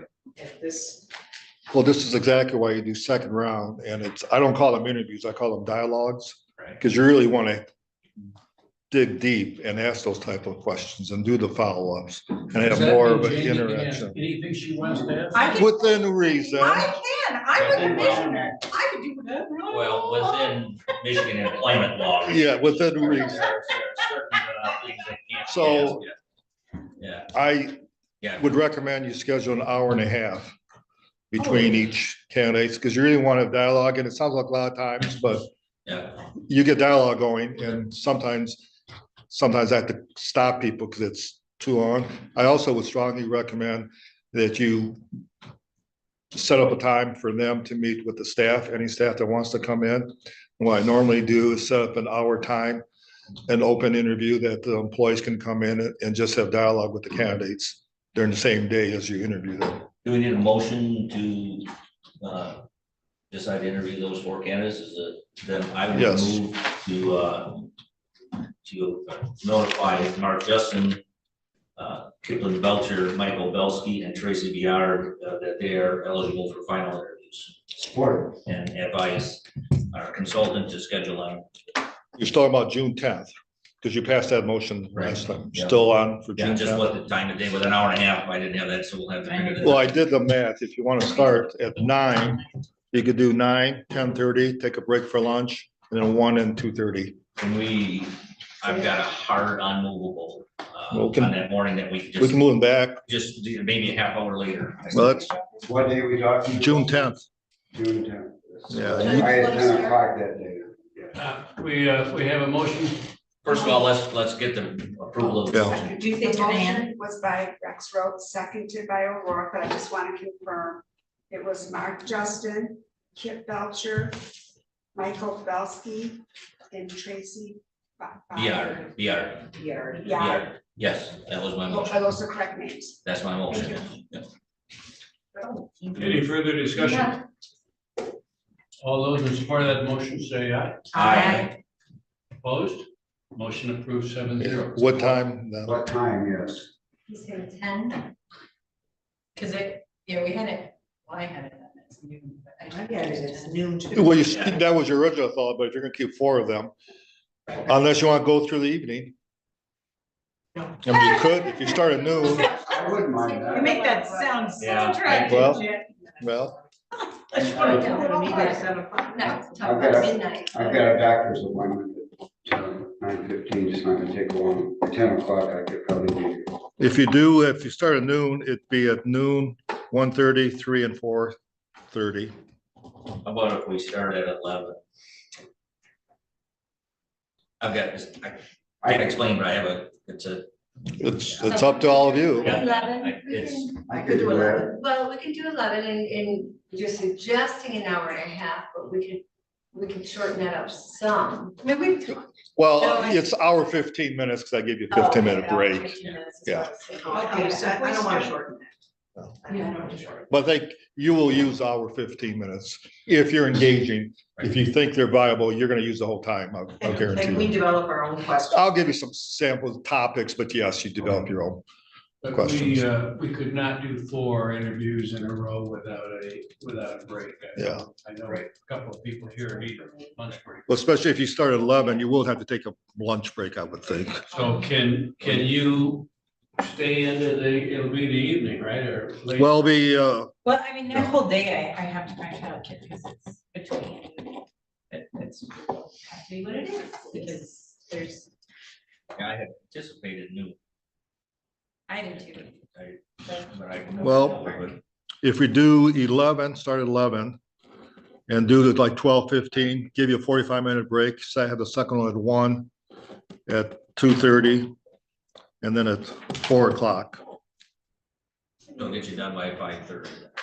5:30, then you have to have dialogue on how you want to proceed. So, yeah. commissioners, please remember, if you have a special session, not to start your meeting right at the same time as your Yeah. first interview in case you have a public comment issue. Right. Yeah, so it depends on what time you want to start and then we can back up the schedule. Yeah. That's the earliest. Could we start at 10:30? Well, I could go to, but I don't know, Commissioner Rourke, what But is can your? you start at 11? What time you I can back them up. I mean, I I can can get here schedule at it. 10:30. I can make. You wanna back it up to 10:30? I can probably make 10:30. Okay, but start the interviews at 11. Yeah, I think so. Mm-hmm. Michelle, would you like a motion for that? No, it's gonna be a special You have to- session, right, in case you make a decision. Okay, Yes. So we'll give you the sheet to So it's sign. 10:30 then? So June 10th. And the meeting will start at 10:30. But the first candidate will be 11. You'll take a 45-minute lunch break. And then at 1, 2:30 and 4. And I'll schedule time for them for an hour with the staff intermingling. And is there a process of how you order those interviews? No. will you be reaching out for references? Yes, I'll start with the 4, yeah. And we'll see that or how it's Not till you get to the final, more detailed part. after June 10th? We'll see where the discussion goes, yeah. On June 10th, your best case scenario is you'll select a candidate to enter the negotiations and do background checks, formal background checks on. But I'll start the informal background checks. Any other business? So June 10th, 10:30, starting time, first interview at 11 a.m. with 4 candidates. And there'll be an opportunity for each of the candidates to meet with the staff. Before we go into public comment, thank you, Chet. I think you found us a good roster of applicants, and I think we're on our way. A couple of you asked to have these back. That's fine, but if you do, Michelle will make copies for you because these are part of the record and they are foilable. But if you want your notes, you just talk to Michelle because I know you made notes on them. You probably want to keep them. Make copies right after the meeting. Yeah. One stepping up. with the- All right, we're making progress. Any public comment?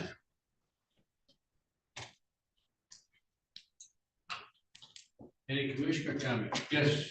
Yes, sir. It was brought to my attention that while I was interviewing Kiesel yesterday, that a note was passed to Michelle.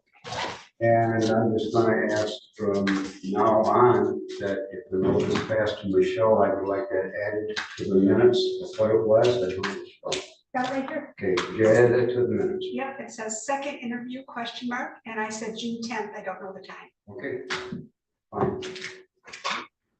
Happy to share. And let's just do it. I mean, anytime there's a note sent, let's just add it to the minutes, okay? I've cautioned commissioners then about receiving text messages on private phones that were going off during those interviews also. Okay, thank you. Any other commissioner comments? Yes, I just found out I got a great niece during your meeting today, so. No. Congratulations. Congrats. No, now it gets better. I got a great niece and her mom is due any day. She had, her daughter's adoption became permanent today. Oh. That's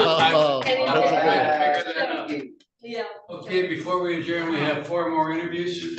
There's always 4 more. Adjourn. That's for me. There's four more. And to whoever saved my coffee cup, thank you. Was that you? Thank you. That looks like a long. Someone a question? I didn't see.